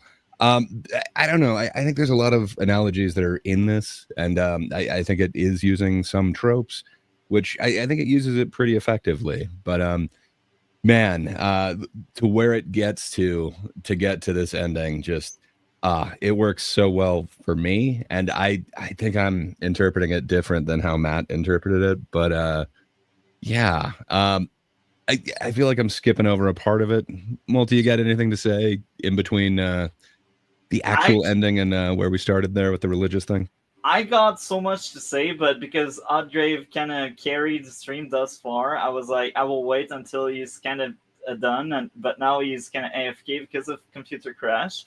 So I guess I'm sure he'll be back eventually. Yeah. So I guess I will kind of give some kind of review before we skip to the end, because the ending has so much to say. Maybe I'm wrong, but I think the movie questioned religion itself a lot. And one of the team, I said it, one of the team is people not questioning the statu quo, and they don't really seek for answers. And it's shown through a lot of things, and now we got a great back. So I guess because I started on my really short review, I will finish up, and then we will give back the mic to Grape. So it's all about perspective and control, because again, he brought all of the Monopoly game, and again, I feel like this is the art of the movie, that thing where, oh, that's the original Monopoly, and because it was from a feminist, nobody heard about it, and I thought that was kind of funny, because that's kind of accurate to a lot of things that happen in history, like the feminists, they were shut up by the patriarchy at some extent. So that commentary was interesting, and because the guy is a liar, maybe even that being said by him doesn't add up. So it adds some layers, because everyone lies in that movie at some point. So whatever they say, maybe you should not trust them. And because he is also his own version of religion, maybe that's a commentary of don't trust religion, because the guy is a liar, because a lot of religious people did lie in the past. I thought that movie has so much to offer to someone that is religious and someone that isn't, like me. I I I think that movie is just very very fun. It's one of my favorite depiction of religion in media, alongside Lucifer, because Lucifer had very interesting um, thing, and it's about Christianity in Lucifer case. Here it's about religion in general. Do you think it's just about religion? I mean, like, he doesn't write like theism or anti-theism on the doors. Like, he's writing belief or disbelief. It could be kind of anything. Like, his whole argument of like why was like, you guys didn't ask any questions. Yeah, that's It again doesn't that have to just be It's theologically. just blind that faith. Like, yeah, that goes back to what I said, not really questioning the statu quo. And there's another thing I said in my notes. It says that some people believe because they are told to believe. They don't truly believe.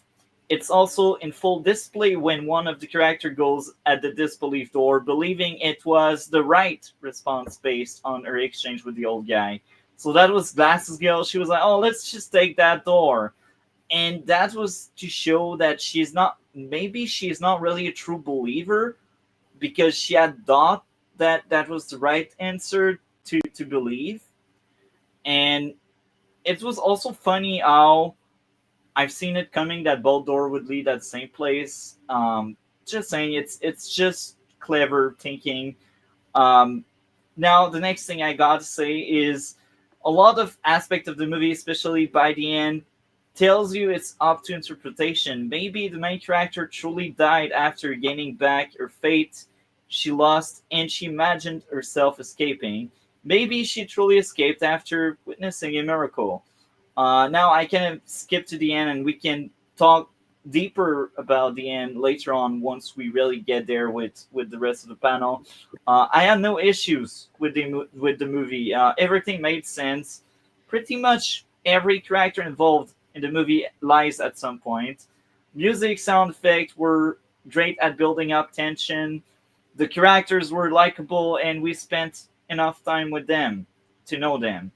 I think I may have missed a few things on my first viewing, making the product rewatchable, because I indeed want to rewatch it, and that was my review. So now I will pass the mic to Audrey, so we can continue where we kind of lagged out, glitched out. I don't know how we should call it. my computer did crash that time. But I'm back. Should be good. Yeah, so I heard I listened in on the live stream to try to keep up with what you guys were talking about, with what I missed. But yeah, we got to the Monopoly games. He's he's comparing like, yeah, the reiterations, and he's saying like, the original Monopoly written by, or which was a landlord something, written by a woman.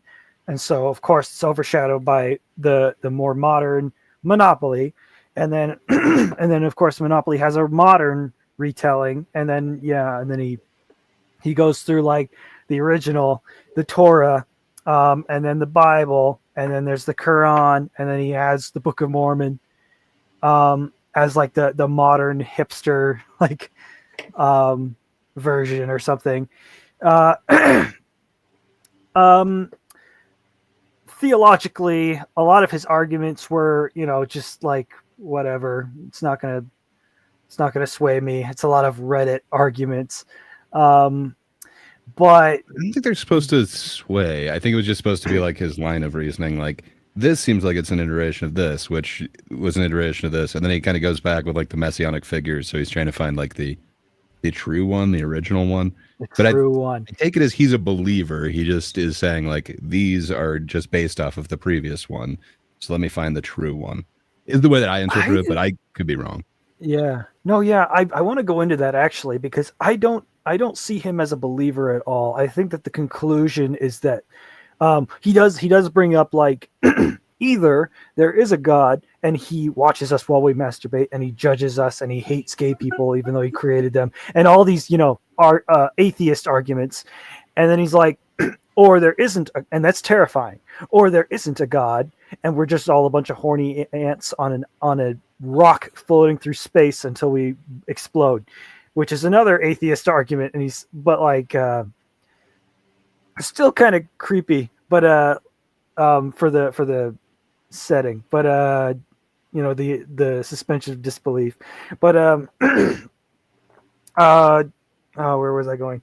I don't see him as a believer in anything, because like Sister Paxton later on like calls out the trick that he does with the resurrecting prophet lady. It's really just a separate lady. If he knew it was fake, how does he believe that she's a prophet of God that actually resurrects? If he's in on it and he's like, no, she's an actor and she went off of the script. No, like, I don't. He's aware. I of don't that. think he believes that is real. I think he just believes that control is real, and that's where he came to is the conclusion, and he believes in that. Just control in general. Yeah. Yeah. It's He's the saying that whole that's what thing. religion like distills down into, and that's what he believes in. Is why I would call him a believer, but perhaps I'm wrong. Okay. Yeah. Like he does like say like everything is like a watered down interpretation of something that came before. While he can't really find the true religion, he knows that what is in every single religion more or less is control. And I would argue that even with the Eastern religions, to a degree, yeah, every single religion on the planet has that. Whether it has a history of actually like well, the Catholics have the history of the Crusades and all the other atrocities that are well public. The Mormon Church, they have their skeletons in the closet. That's The no one secret. that it brought up in this is polygamy. I guess that's the one that most people go to. So fair enough. Yeah.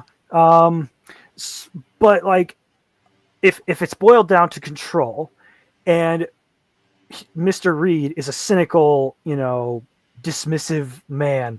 He doesn't see like the good in anything. He just sees, well, he's probably one of those people that thinks parents raising their children in the religion that they grew up in is considered control to a degree, because those children, they're not old enough to know for themselves the truth.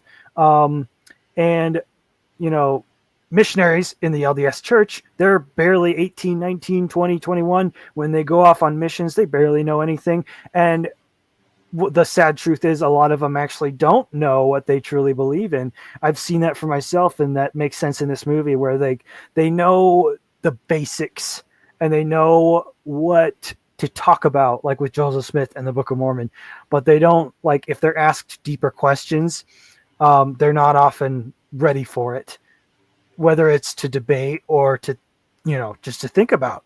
And so like Mr. Reed, his whole thing with like, he has a very cynical perspective on it. And so I take his arguments with a grain of salt, because he's a psychopath anyway that keeps women in his basement. But he like his perspective is whatever religion or belief or group out there where it's generationally passed down, like this is what we believe in. He thinks that is control to a degree, whether each individual family has done that or not, whether each individual congregation within a church does that, where they're like, I am God, you worship me, or I speak through, I am God's mouthpiece, you listen to me.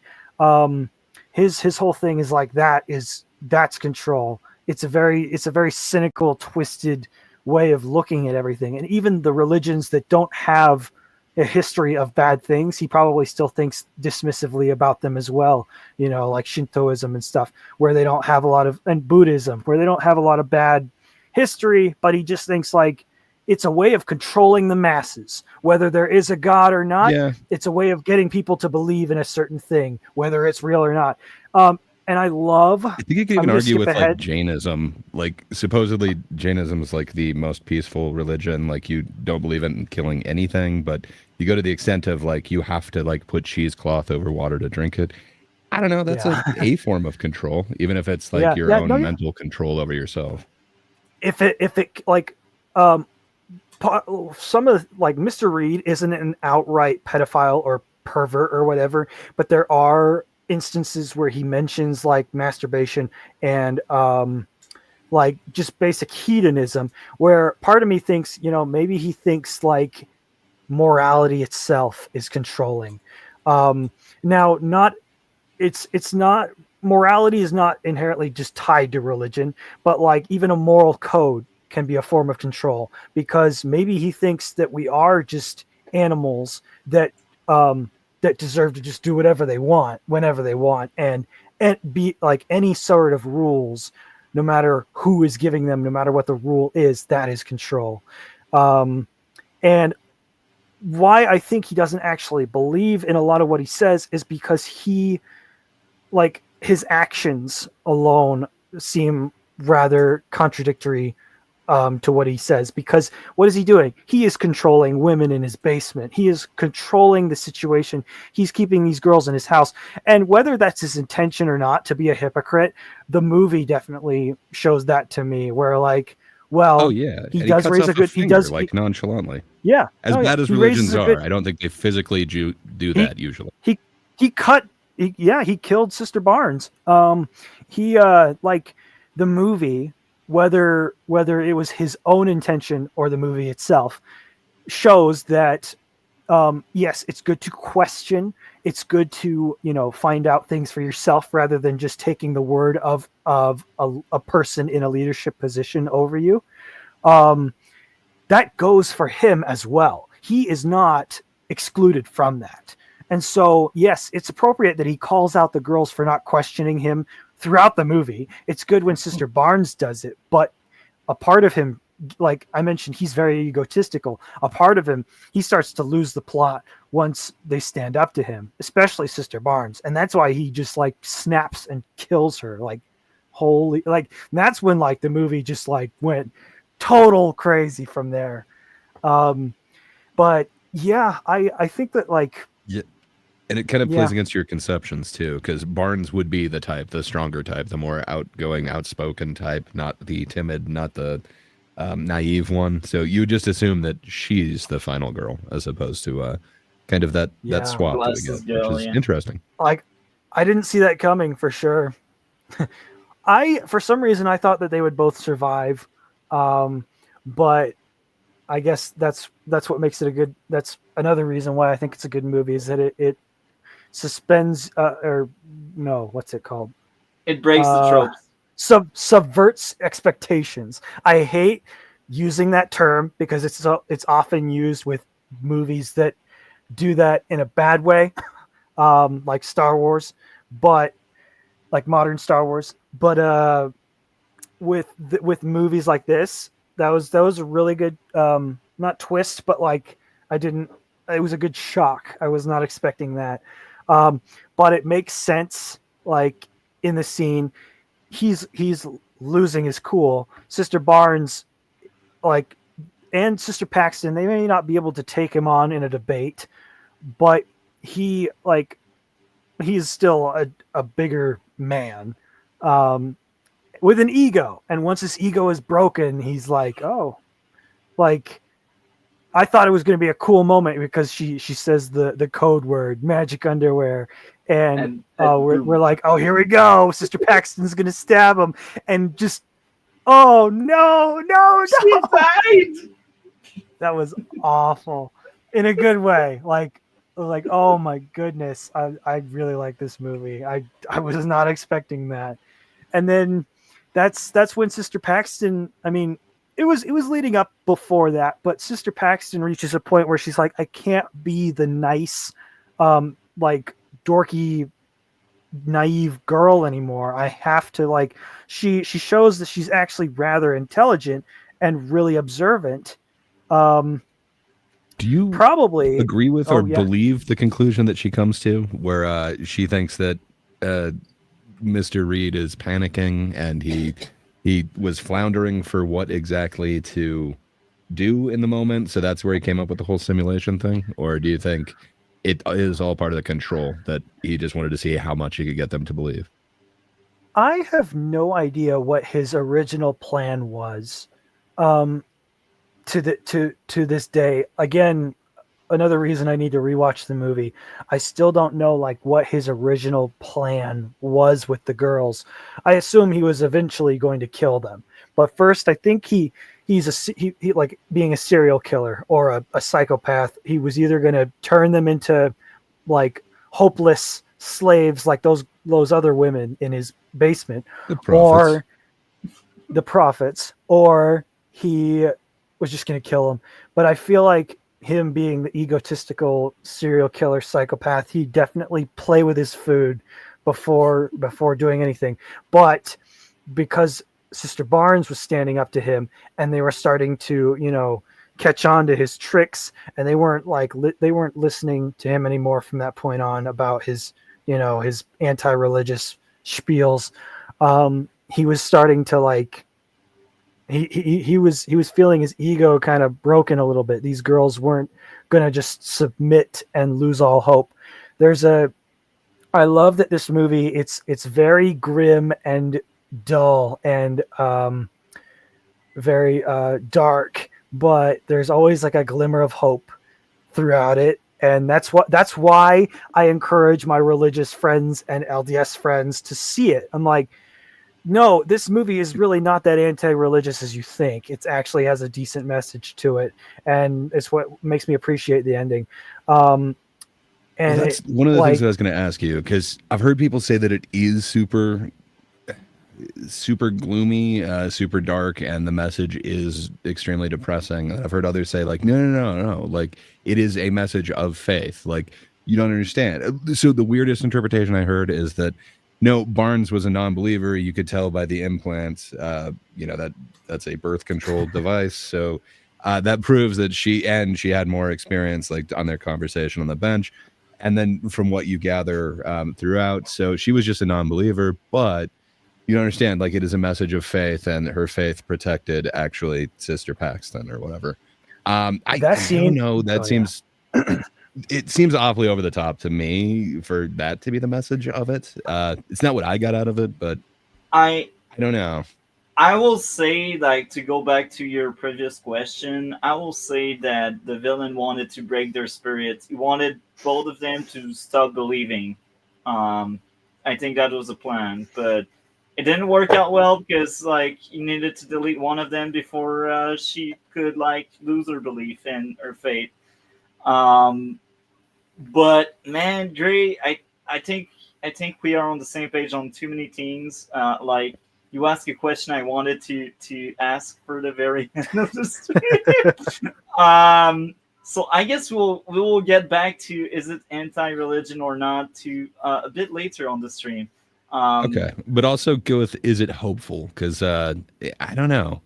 I kind of see it as ambiguous, like kind of the way that I'm interpreting the ending of it. I don't see it as hopeful, but I don't know. In a certain way, it's comforting. I don't know. I'd be interested in your guys' take on that. Yeah. We will get into it later. We are on the same page on that. It's amazing. I like that. So, Audrey, keep going on. We will keep that question somewhere in our minds. Yeah. We're kind of skipping around, but like, no, that's good. So yeah, he presents them with he tells them like, well, the door to get out is it's either belief or disbelief. And, so they, Sister Barnes catches on with what he's doing, of course. And she's like, yeah, he's clearly studying us. He wants us to like, he wants to see like if we really believe in what we believe in. And Sister Paxton being more submissive to authority and also, being absolutely terrified of this guy. She doesn't she just thinks that the only way to survive, to get out of there, is to just do what he wants. But Sister Barnes is more accurate, even though it's neither. He's not going to let them leave, but he does want to study them. He does want to pick them apart. But it is interesting to see that. But of course, Sister Paxton gets a moment of bravery and goes with her companion. They go through the belief door. And then, they get taken to that dungeon. And he tells them about he claims to have found his own one true religion or so, because he says he has a prophet of God living in his house. At first they think it's his wife, but then they're like, oh no, it's just a woman here, a very creepy looking woman. I'm glad. I'm not a jump scare person at all. I'm glad that they didn't like go all out with her being freaky and jump scare-ish. And I was just getting like, getting like flashbacks to the Nun. They do a little bit. I do know that one part Prophet you talk 2 about as a big jump scare. Yeah. I didn't jump at that, but I could definitely tell it was a jump scare. I'm like, this is, still very creepy. And I'm like, I appreciate horror movies where it just keeps that creepy atmosphere. And it doesn't just go for a jump and then everything's chasing. No, it's just a slow, creepy atmosphere that just stays. Like there's a creepy woman in here that just killed herself, and now the body's just here, and we're expected to see it move. And I love that Sister Paxton is the one that notices that the body, quote unquote, moved. But we actually find out that it's actually the double, and she just didn't know the exact position to put herself in to wake up. And it's creepy. But yeah, I didn't really like, by the time the movie was over, I'm like, I don't think that Mr. Reed really believed that in that prophet nonsense. I think that he was just, that he is a controlling psychopath, that maybe he thinks himself as the one true religion, or his control. He does represent, whether it's him knowing he does, or the movie, he represents the dark side of religion. At least that's what this is pointed out in the movie, or the dark side of any authority system on the planet. It's like, this movie focuses on religion, but really when it boils down to control itself, like I said, moral codes themselves are a form of control, if you want to think that cynical about it. But he represents that, the dark side of religion specifically, where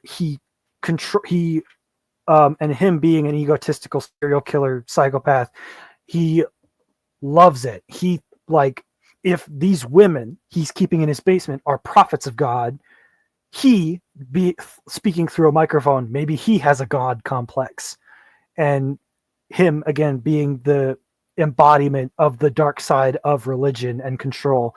Maybe he's like, he has this God complex about him, where he doesn't believe in what he's talking about, but maybe he does to a degree.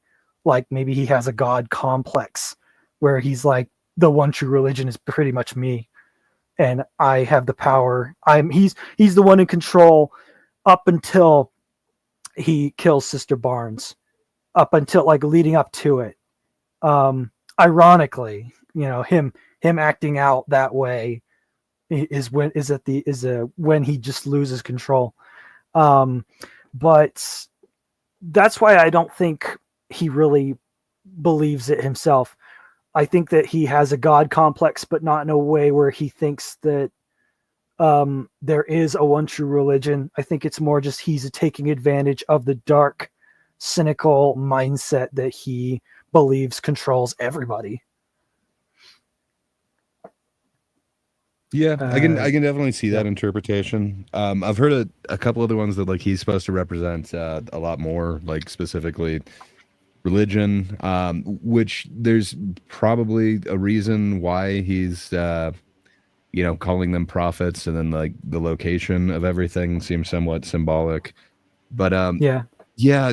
I do think that he doesn't believe that like they're actually prophets or like she's actually resurrecting or anything like that. But if he believes in the control thing, he is believing that he's controlling them. So I that is the only way that I'd call him a believer. But other than that, yeah, I think it's a really cynical representation of religion. But he is using certain things, like they're all dressed in all the prophets are dressed in similar garments. You have to get inside the actual either belief or disbelief to experience this, and then once you experience it, you have to kind of make a judgment, and then you get more information as you go even further into it, and then you get to see kind of the real, how the sausage is made, so to speak. I think it's all very symbolic, and why you keep having to go down to get like further into this thing to actually understand what he's talking about. But yeah, I don't think he actually believes in it like it's a real religion or anything like that. No, he totally gets off on. Oh yeah, go ahead, multi.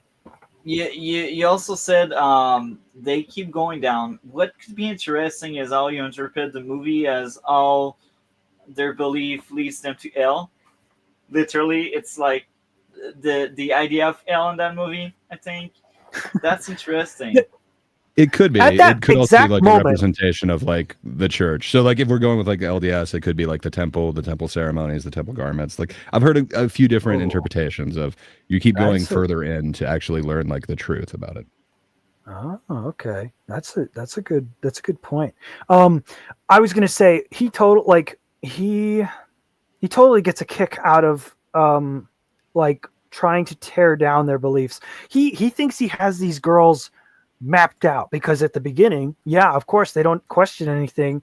They do seem naive. They do seem to not really know what they're talking about in general.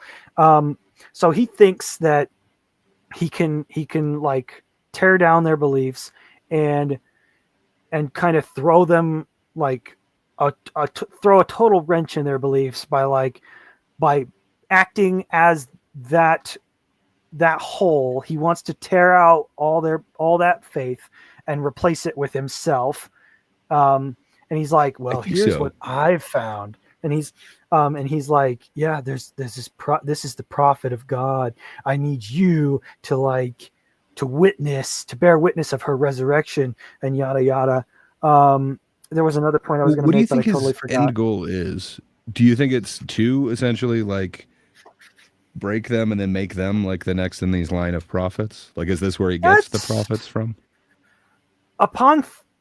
That's where I like.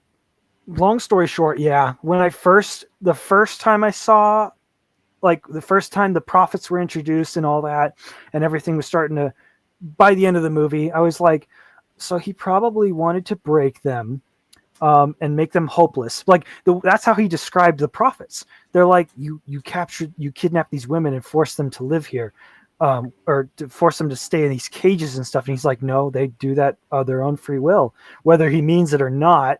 He does say like they're completely hopeless. They have no faith in anything except me, pretty much. And he's also a liar. Keep that in mind. Yeah. Like you could say everything he says is BS. Yeah, it's like, yeah, exactly. And he, like his main goal was probably to like, that's probably what he was trying to do originally, was to tear them down. He assumed from the beginning that these were going to be easy prey, that he was going to, like, from his big long rants about why religion, and specifically theirs, is wrong, to this, he wanted to tear down everything that they believed, because he thought that they didn't believe in anything except the words of men that told them to believe in that. And to a degree, he's right. Unfortunately, we see that some of what they do believe, yeah, is more or less because they grew up in the faith rather than, coming to an understanding themselves. But we do see that they do eventually stand up to him, and Sister Barnes first, of course, being in character. She may not be the perfect image of a Mormon. We know that she has a contraceptive and everything, and she she has more experiences in outside of her church than Sister Paxton, but she knows what she believes in, and she stands up to him, and that's when things start to shatter. His smoke and mirrors act really starts to shatter. Besides the prophet, not necessarily just the prophet's part, but his whole thing. She picks it apart. His ego starts to crack, and that's when he's like, there's no convincing her. I need to kill her. Sister Paxton is way easier prey. So it's at that part the girls had plotted to stab him with a letter opener that they grabbed. They both saw it. Real quick, I was also going to mention at that very moment when you guys mentioned going into the basement, it's symbolic of like going further into hell, or if you want to go LDS, going into like the temple. They literally have around that same scene a shot of a poster of Dante's Inferno on the wall, and I'm like, well, that's just like, what's an On the example of nose, that? but good at the same time. It very, very on the nose. I'm like, well, that's like, first it was symbolic, and now it's just like, well, that's exactly what it is now. Yeah, because if you guys don't know the story of Dante's Inferno real quick, he has to go to the bottom of hell in order to get out of hell. He has to go through all of it in order to get out. And so, well, there you go. I feel like the symbolism in the movie is pretty well done, aside from a few parts that are on the nose. But I still enjoy that. Anyway, back to the original point. So yeah, they have the plan to kill him, because they know that they're not getting out of there, just by arguing with him. Much like realistically, you're not going to convince someone by debating them. So they have the plan. They're like, we need to do this. They have the letter opener. They're going to kill him when they say magic underwear. And I liked that. Like, it's not a comedy. It's not even a dark comedy, but they're like the few jokes in the movie I like. Oh yeah, I laughed like very hard during the whole mistaken now I'm forgetting the exact disease. Oh yeah, Lou Gehrig's disease joke, where did he actually mishear her, or is he just that dark that he would actually just give her the sign of laughing in her face? I don't know why, that just really made me crack up, and apparently I was the only one. Hugh Grant is just a funny dude. There are moments in the movie where like he's currently talking about something. I mean, most of his points made are toward his dark, cynical mindset, but it's just funny. Like, he's such a great actor, but you can't help but remember he does comedy most of the time. He's a very dry comedic actor, and so like the few times where he does he's like, imagine if 50 years from now or 100 years from now, people regard Star Wars as biblical, and Jar Jar Binks is some messianic figure, and he's like, Jar Jar, Misa Jar Jar, and like, I'm like, in the middle of this very serious moment, I'm like, this is Hugh Grant doing a Jar Jar Binks impression. It's funny, but I'm also like way invested in the conversation. He's so good. And it's also funny. You mentioned Jar Jar Binks, and the girls didn't get it because like it's a way to tell them these girls are so young that they don't even know Star Wars: The Phantom Menace. That's kind of funny. I think that was my favorite part of the humor. If that was their intention with the movie, I would have been like, you underestimate just how nerdy Mormons are like, it's part of the stereotype that Mormons are pretty nerdy people. We're massive, like a lot of us love Lord of the Rings, a lot of us love Star Wars, like all that kind of stuff. Like it's, I don't know if it's well known, but it's definitely a stereotype, like in Utah or places where there are a lot of Mormons, where they're like, Mormons are very nerdy. And so I don't know if that was the movie's intention, to make it seem like these girls just, oh, maybe Mormons just don't know, maybe they're not allowed to watch Star Wars. I doubt it's that, because the movie is smarter than that. It's not playing into incorrect stereotypes most of the time. Actually, Again, no, I think it's to this movie's pretty highlight good their about that. age. I think that was to Yeah. highlight their age. They are younger, any- so they don't get it. It's either that, or they were just too terrified, or just too, like, they were too wrapped up in the seriousness of the situation to take a lighter comment like that. They're like, maybe they do know who Jar Jar is, and they know, they've probably seen Star Wars, but they're like, why? What does this have to do? What does this have to do with anything? And they ask it later, like with Monopoly. They're like, what does Monopoly have to do with, you know, the Bible and stuff? And he's like, everything. So yeah, I think I doubt that they were trying to go for, like, these girls don't know what he's talking about. I think it was more they're just like, we can't just jump in, we can't just start laughing and having fun with this guy, because he's basically threatened us and keeping us here. Like Hugh Grant He's can joke psycho. around because he yeah, Mr. Reed can joke around because he has the upper hand. He has them right where he wants them. So he can make jokes about Jar Jar all he wants, and maybe he'll expect them to laugh just because he just thinks that they're dumb. But no, they clearly, like, he's like, it's Jar Jar. You never seen that? And they just kind of just stare at him. And I think I don't mind the ambiguity of it, as like, I doubt it's because they don't know who that is. I just think it's more like they're like, this is a serious situation. I don't want to talk about Star Wars right now. He also says you girls are like 19 or 20. So again, that's why I strongly believe he highlighted their age by that, because the Phantom Menace is 1999, and considering it's present day, they were most likely not born at that point. So that's why I'm pretty sure that's what I was thinking. But you also brought valid point on why they wouldn't laugh. But again, the more we talk about it, the more I believe there are hints that they don't know Jar Jar because they're too young. Yeah, it could be that. Phantom Menace is pretty old. I mean, maybe it's just me, and maybe it's I know a lot of LDS that like love all Star Wars, so they'll probably show their kids like the prequel movies, and you know, they probably watch a lot of Disney stuff, and a lot of people do tend to be like, oh, Disney Star Wars is just as good as the original, yada yada.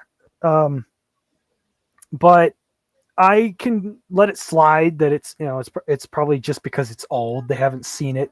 It's not like, yeah, it's less likely that these girls are going to be as nerdy as the typical Mormon. I expect, like, there was one male missionary in the movie, and I expect him to be nerdier if we got to know his character more. He only has a few scenes, but he's not really a character. He's more like, he's there to, like, look for them. He's there for to fill some inconsistency or some plot hole they could have if they didn't have him do this. That's his purpose. He's a plot device, basically.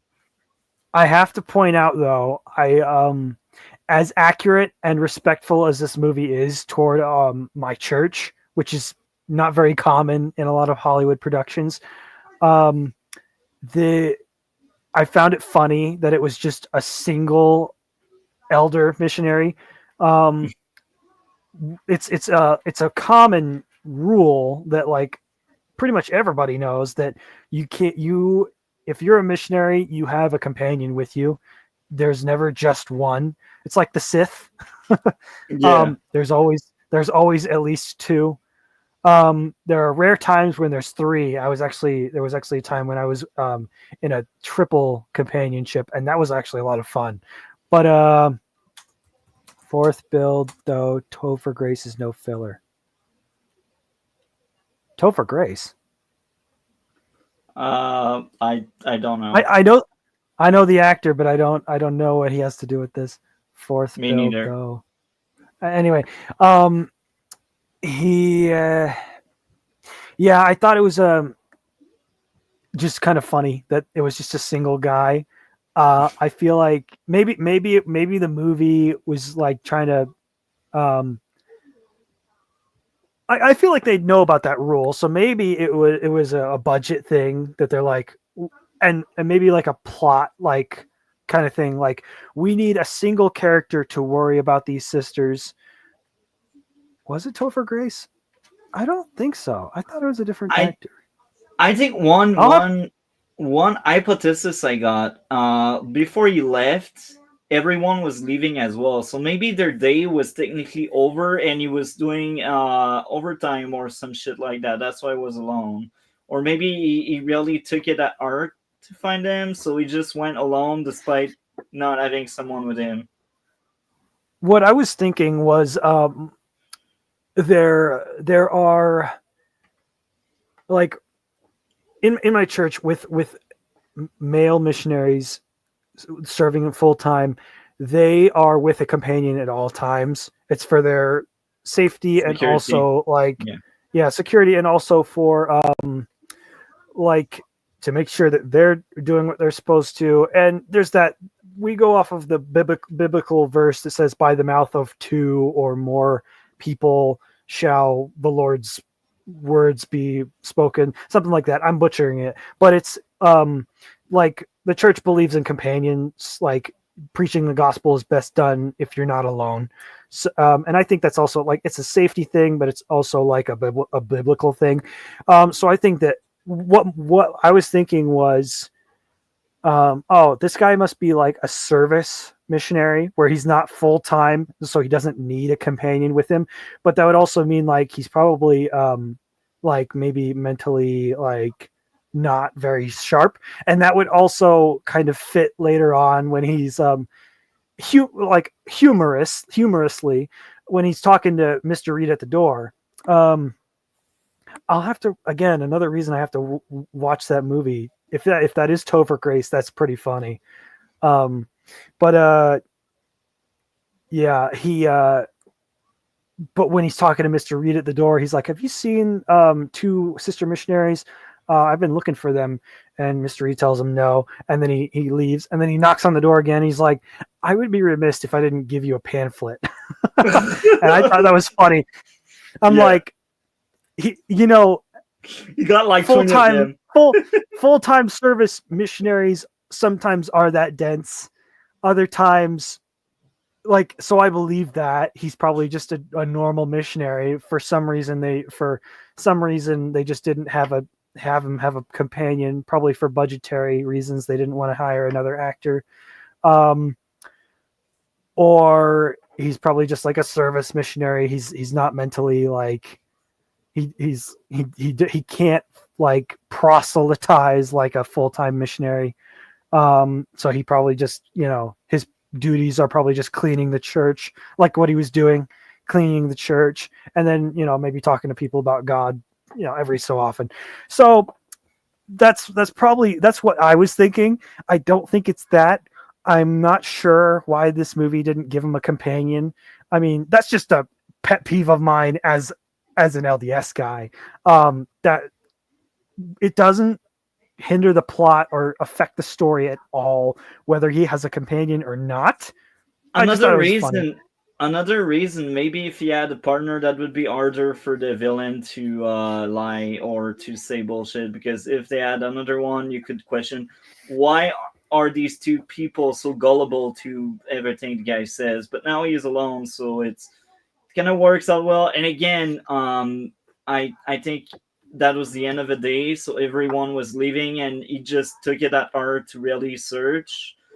for these girls. So I don't know. I think That's my guess. I think he was going door to door at that point, like just asking the whole town, because the girls had been missing for hours. But yeah, I again just a little thing that I found funny. Just as an LDS guy, I personally think that even if they gave him a companion, they still would have been dense. Like realistically, they still could have been dense enough, both of them, to not suspect anything. There was a moment though between him and Mr. Reed that had me on the edge of my seat, where I'm like, he's probably suspecting that he's lying, but then he's like, okay, it's probably nothing. I'm like, oh. Realistically though, yeah, even though two missionaries can sometimes be as dense as one, the odds would double that they suspect he's lying. So Yeah. that makes sense.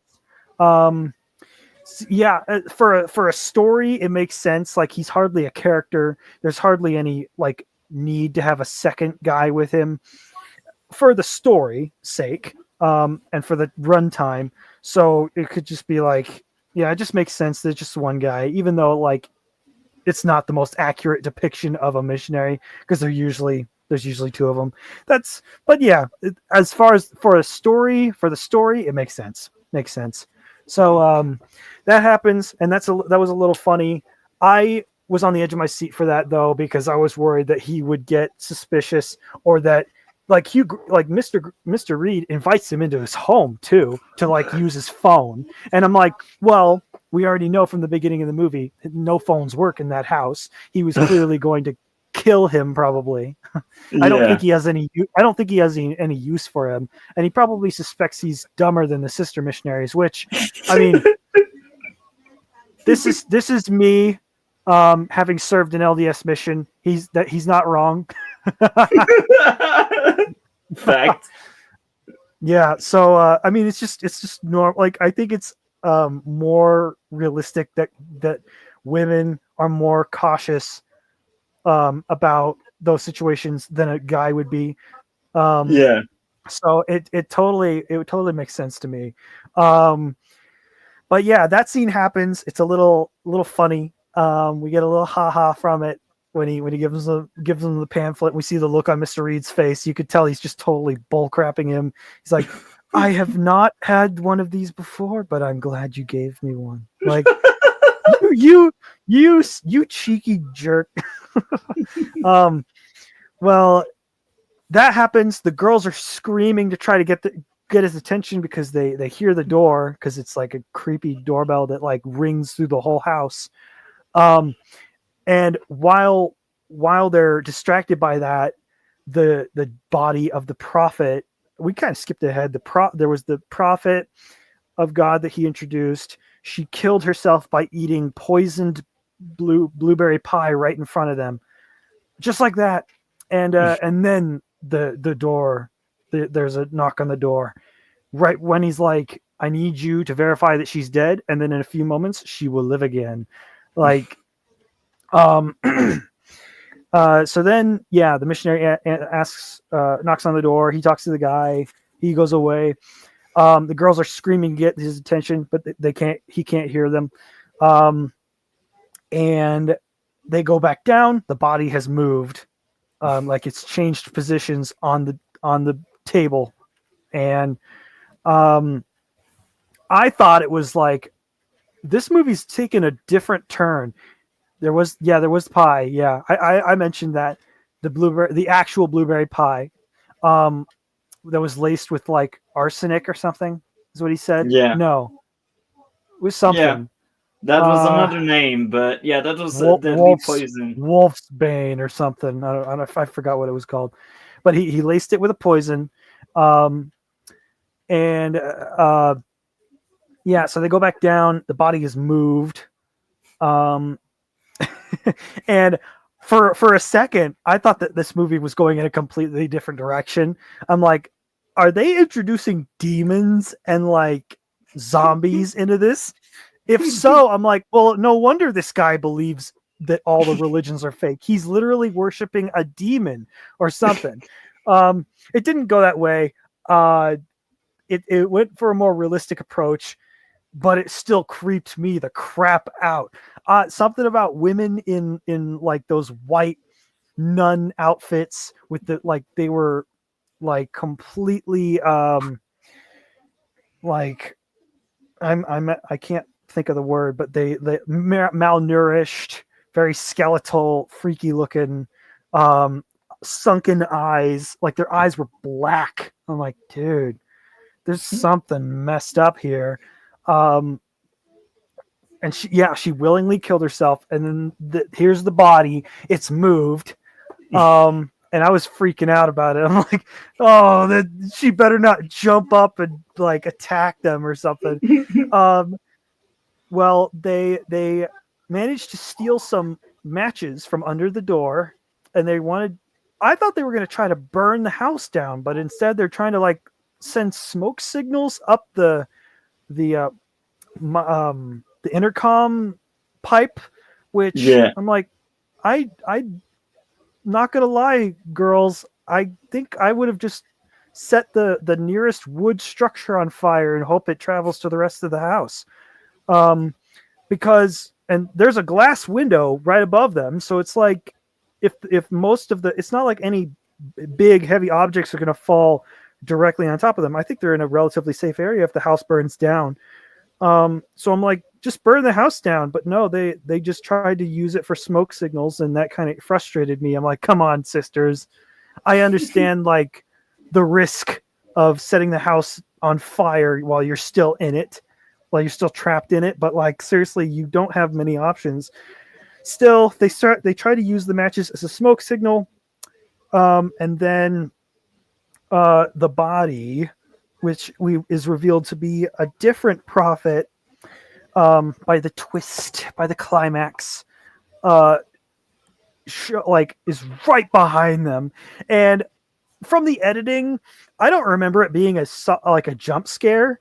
I was definitely startled, but I didn't like jump. It wasn't like a traditional jump scare where it's just like nothing and then bah. It was just kind of like you saw it coming. You saw the silhouette behind Sister Paxton, and she's just there.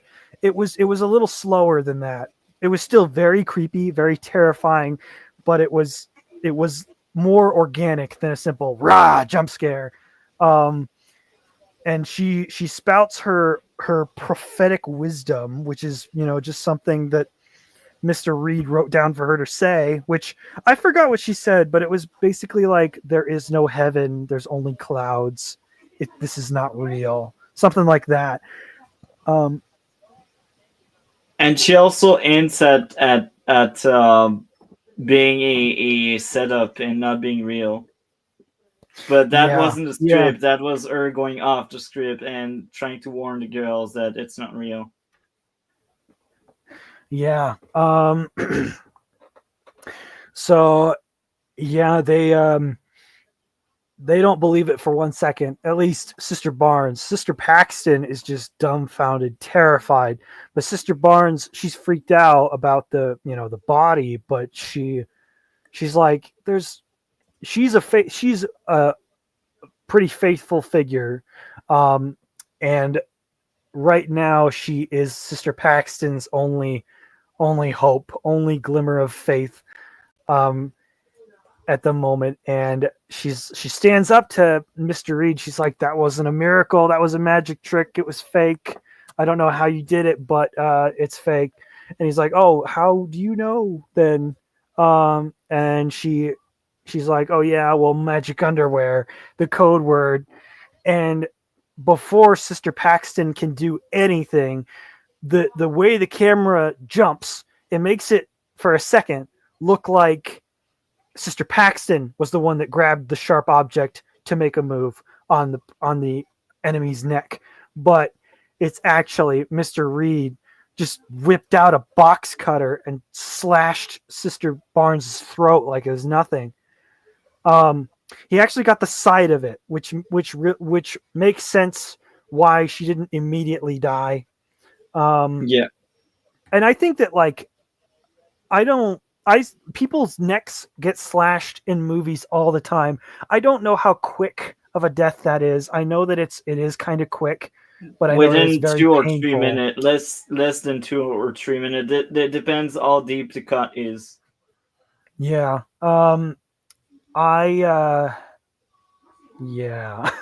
It's not pretty. I know that the first time I saw a neck slash in a something that I watched was The Walking Dead, and that was really sad and painful to watch because it was like an innocent person that got attacked and their neck was slashed, and I'm like, dang, that's a really hard way to die. Really bad Yeah. way to die. Everything about Mr. Reed seemed like he had planned everything from the beginning, but right at that neck slash, I knew that he was losing it because it wasn't a perfect neck slash either. You could tell it was just off center. Now that won't save her life, but I suspected it didn't kill her immediately. But as the scene went on, I'm like, I think she is dead. Yeah, she At this died. point, Well, for we sure. will skip through the end right now because I feel like I need to mention that at the very end, she didn't save the main character. The main character was slowly dying, and she kind of imagined that miracle, and that was a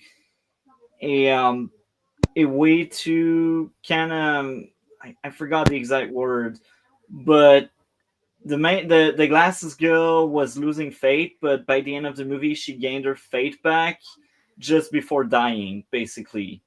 Sister Because Barnes gave. No, yeah, you go ahead. Keep going. I think Glasses Girl died by the end, and she gained faith back. That's why she had seen that miracle before dying. And they also said they mentioned near death experience, and sometimes they mention sometimes just before you die, you imagine something softer, so it's not as painful to die. And that was the ending of the movie. I think I might be wrong on that, but I do think the girl dies. Yeah. So to quickly like sum up the rest of the events, sister, just like Mr. Reed severs Sister Paxton's like glimmer of hope. It's so it seems when he kills Sister Barnes, and then he tries to just kind of make up something about like a simulation. We're living in a simulation. He totally goes off the rails. Like this is nothing he mentioned before, nothing he said he believes in, which is another reason why I don't think he actually believes in anything he says. He just goes along with the belief that it's all a lie just to get people to control, and so he feels that he is some godlike figure that has the right to control just because of his ego and all that.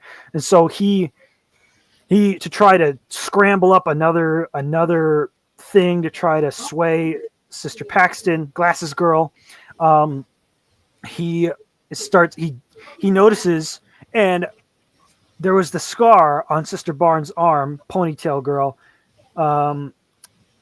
in like earlier in the movie, and I'm like, he's very observant. He recognized that. I don't know what that was for, but of course he cuts into her arm, has a little lighthearted moment where he's like, it's in here somewhere. Oh, that's a vein. Like, it's just Hugh Grant being funny, like in a very dark, disgusting moment.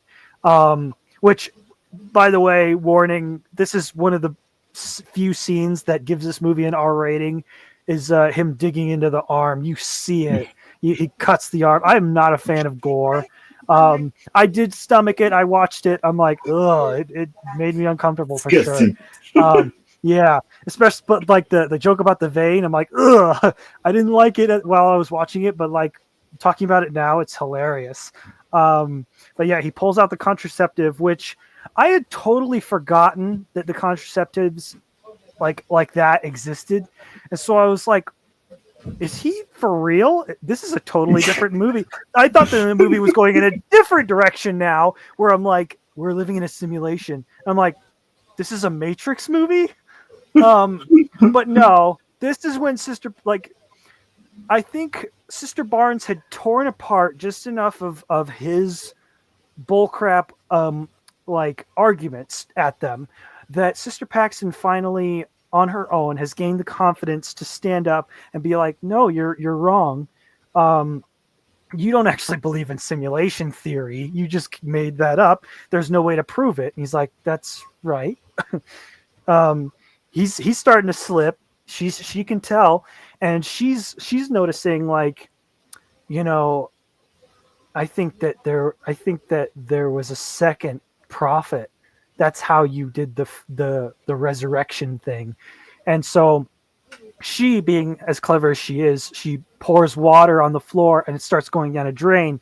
That drain is actually the trap door. She goes to the bottom. I can't believe that he lets her do this, by the way. I was expecting him to just kill her, but he just lets her go.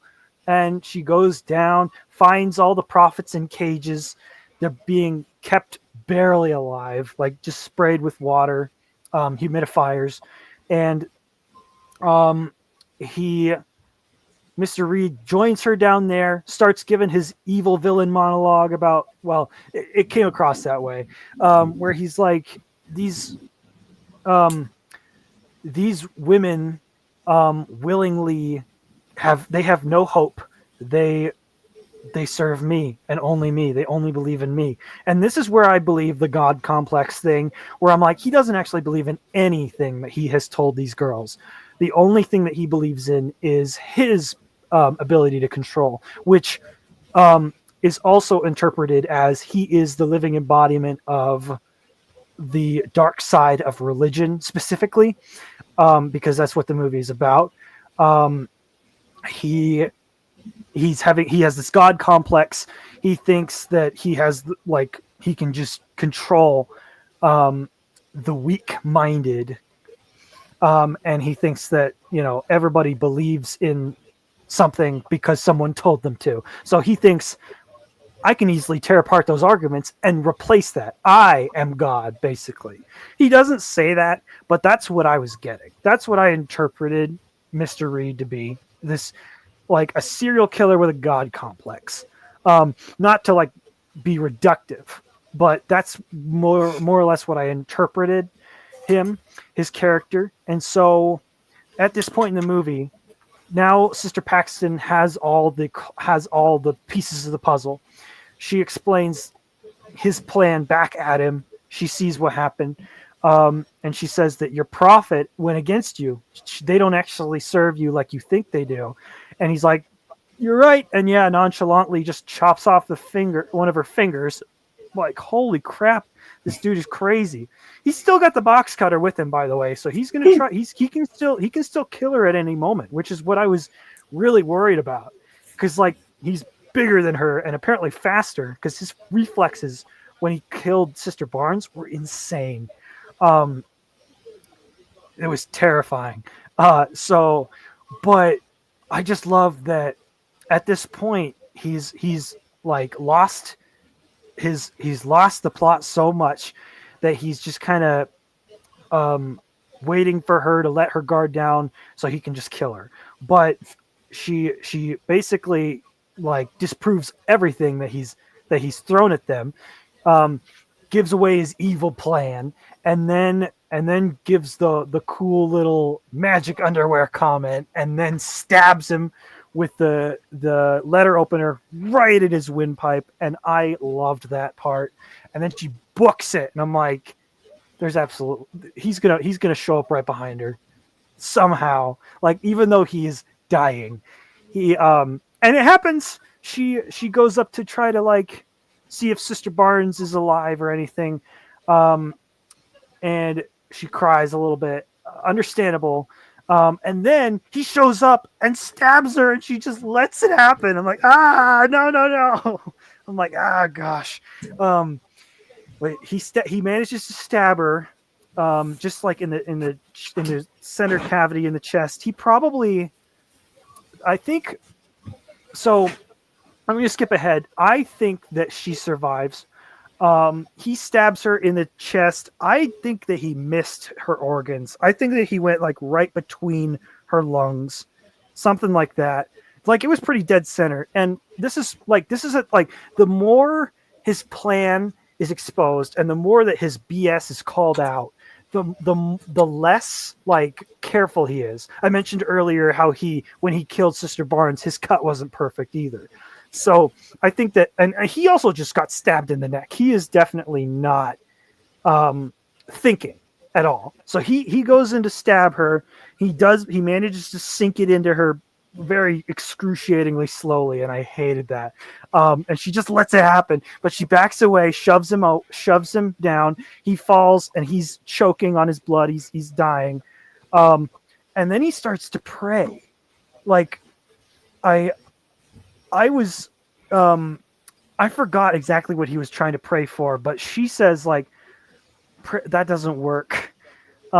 Which when at first glance, I'm like, wait, is she saying prayer itself doesn't work? But no, it's like him being the hypocrite that he is, suddenly now knowing that he's dying, he's praying to like be delivered or something. But she's like, that doesn't work. Which I'm like, based. God's not just gonna save you when you're praying to him on your deathbed after a lifetime of awful things. But she also is specifying that like it doesn't work when you pray to God to have him heal you of an injury immediately. It doesn't work like that. And she talked about how, prayer is like this is where her faith comes back in. She talks about how prayer may not work for everybody, and it may not be, it may not save lives, but she thinks it's nice that people do it. The part of her that's nice and it's sweet and kind comes back out, and she's like, I'll pray for you. So she does, while he's crawling up with his dying breath to try to finish her off. And just before he can slice her neck, Sister Barnes comes in with the steel chair. No, I'm just kidding. There was a piece of wood that broke off, and I knew that it would come in handy later, because we see it happen when it breaks off. There's a single shot of the board falling off and being set to the side. Sister Barnes comes in with that same piece of wood with the nails and smashes his head in. It was the most satisfying thing ever. Yeah, I agree with you, but that's why I think the Glasses Girl died. Because the movie is grounded up to that point. I think it's still up to interpretation. Maybe you're right. Maybe it didn't cut deep enough, but like she was on the floor, she was bleeding out. So that's why I think the entire like final moments, the final big fight where the bad guy dies, I think it's all in a dying mind. Like Glasses Girl, she got stabbed, and even if it's not a vital organ, I think getting stabbed and losing that much blood can indeed end you. Like humans are so fragile, and action flick make you forget humans are indeed fragile. And again, I feel like that would be a payoff, because they're like, sometimes when people are about to die, they imagine something to make the blow softer, and it happens sometimes. I forgot the exact word in English, but in French it's mort imminente. It's like you're about to die and you imagine the best. I just don't know the exact word, but I'm pretty sure they both die. But that's what. Yeah, I think that's what. Yeah, go ahead. Finish it. But the sister that uses that plank of wood with the nails, I think she died before, and she didn't interfere that way, but you see it on screen because the main character, well, Glasses Girl gained her faith back, and she was hoping for a miracle to happen, and the miracle happened. her friend stood up and hit the bad guy with nails. But again, that's from a dying person perspective. I might be Yeah, wrong. I I might be appreciate the wrong. Yeah, I know you're good. I appreciate the ambiguity of the ending, because I feel like people can like it's a dark movie. It has a hopeful ending either way, whether she lived or she died. We know that she went out with faith, like she regained her faith or she kept her Yeah. faith. I, being religious, I like to think that, and this movie's really good with the religious, faithful side of it. It's not preachy. It's not saying there is a God or there isn't. Again, I love the ambiguity of it because religious people can see that ending and think, maybe he missed her, like missed her vital organs. She is bleeding, but it's not like enough to kill her. And she is laying there and he is going in to finish her off, and maybe somehow, by divine intervening intervention, yes, intervention. Thank you.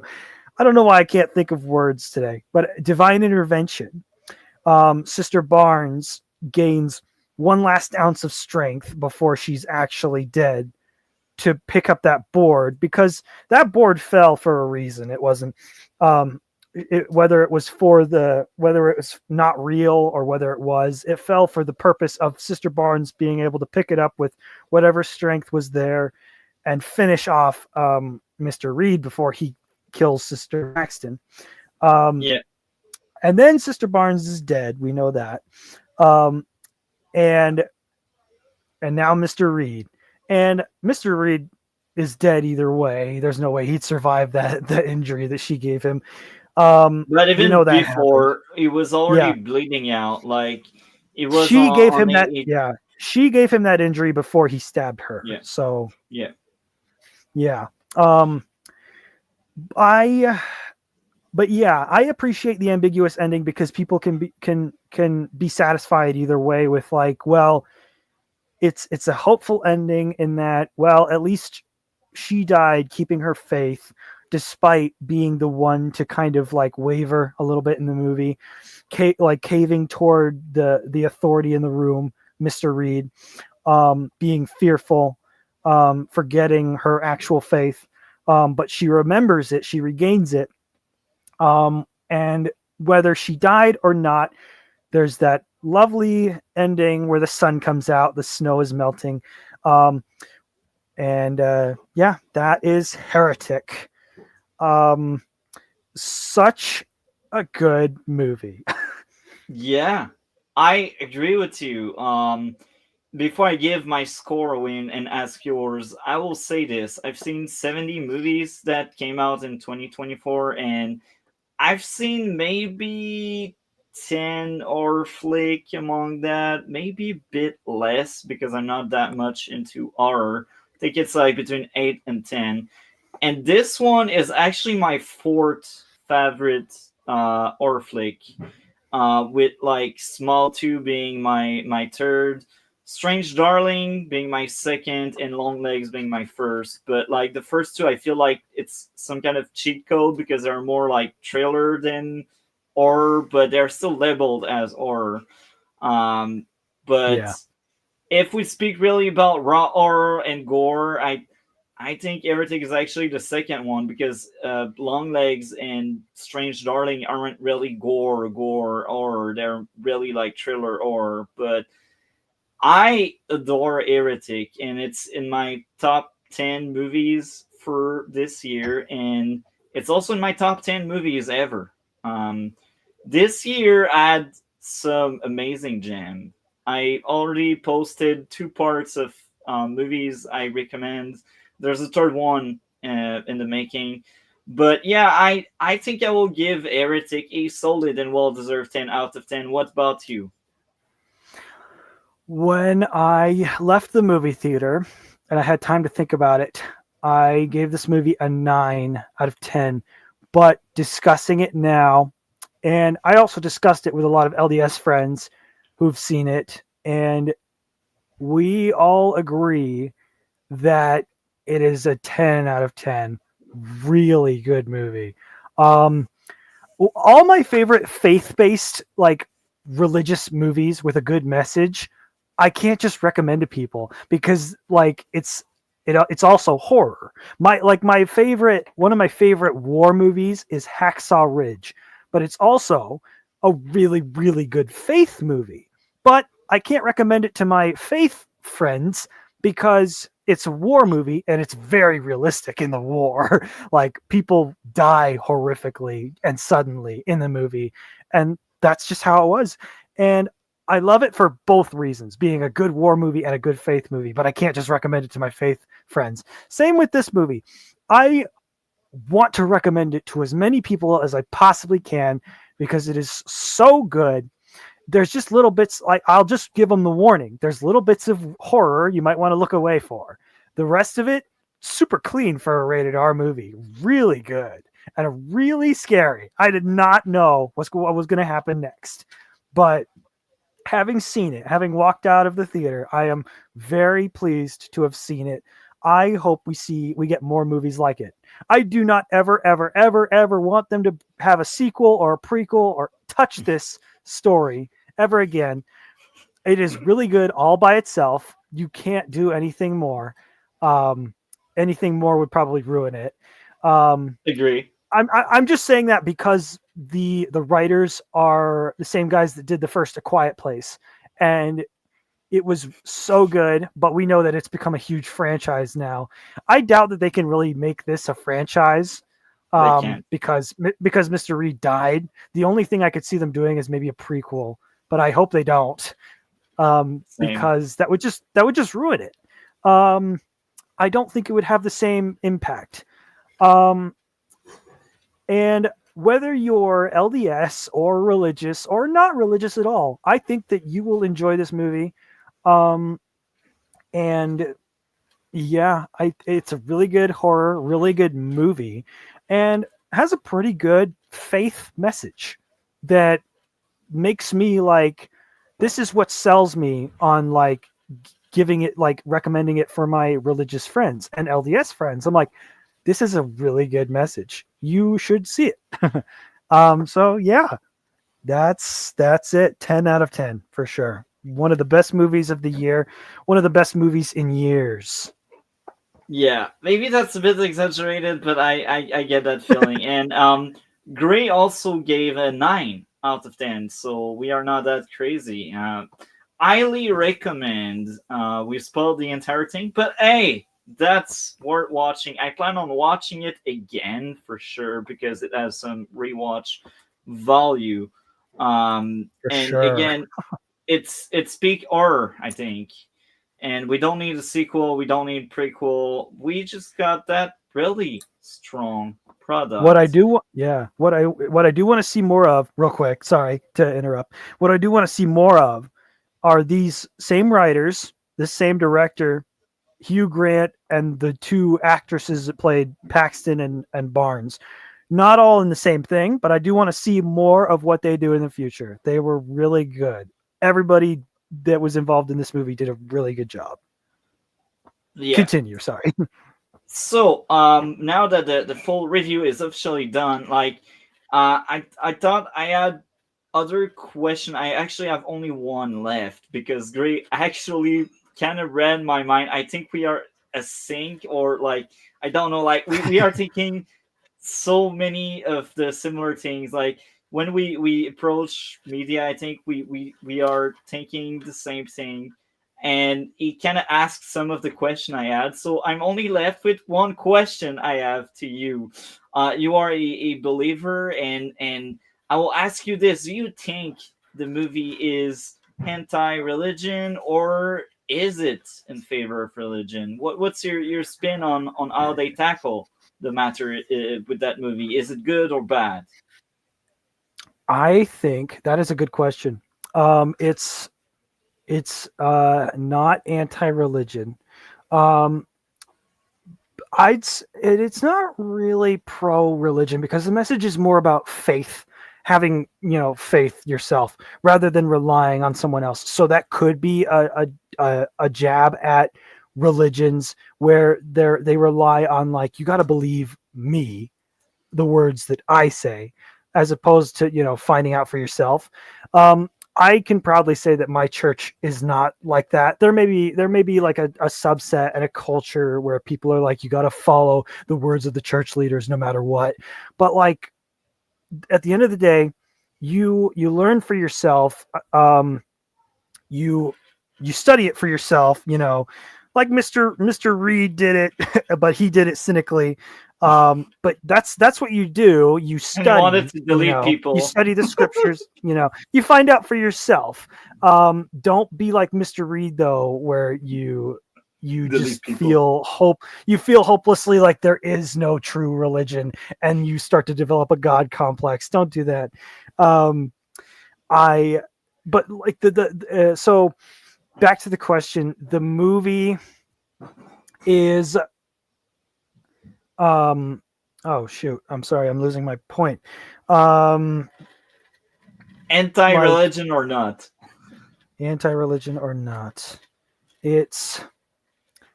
I would say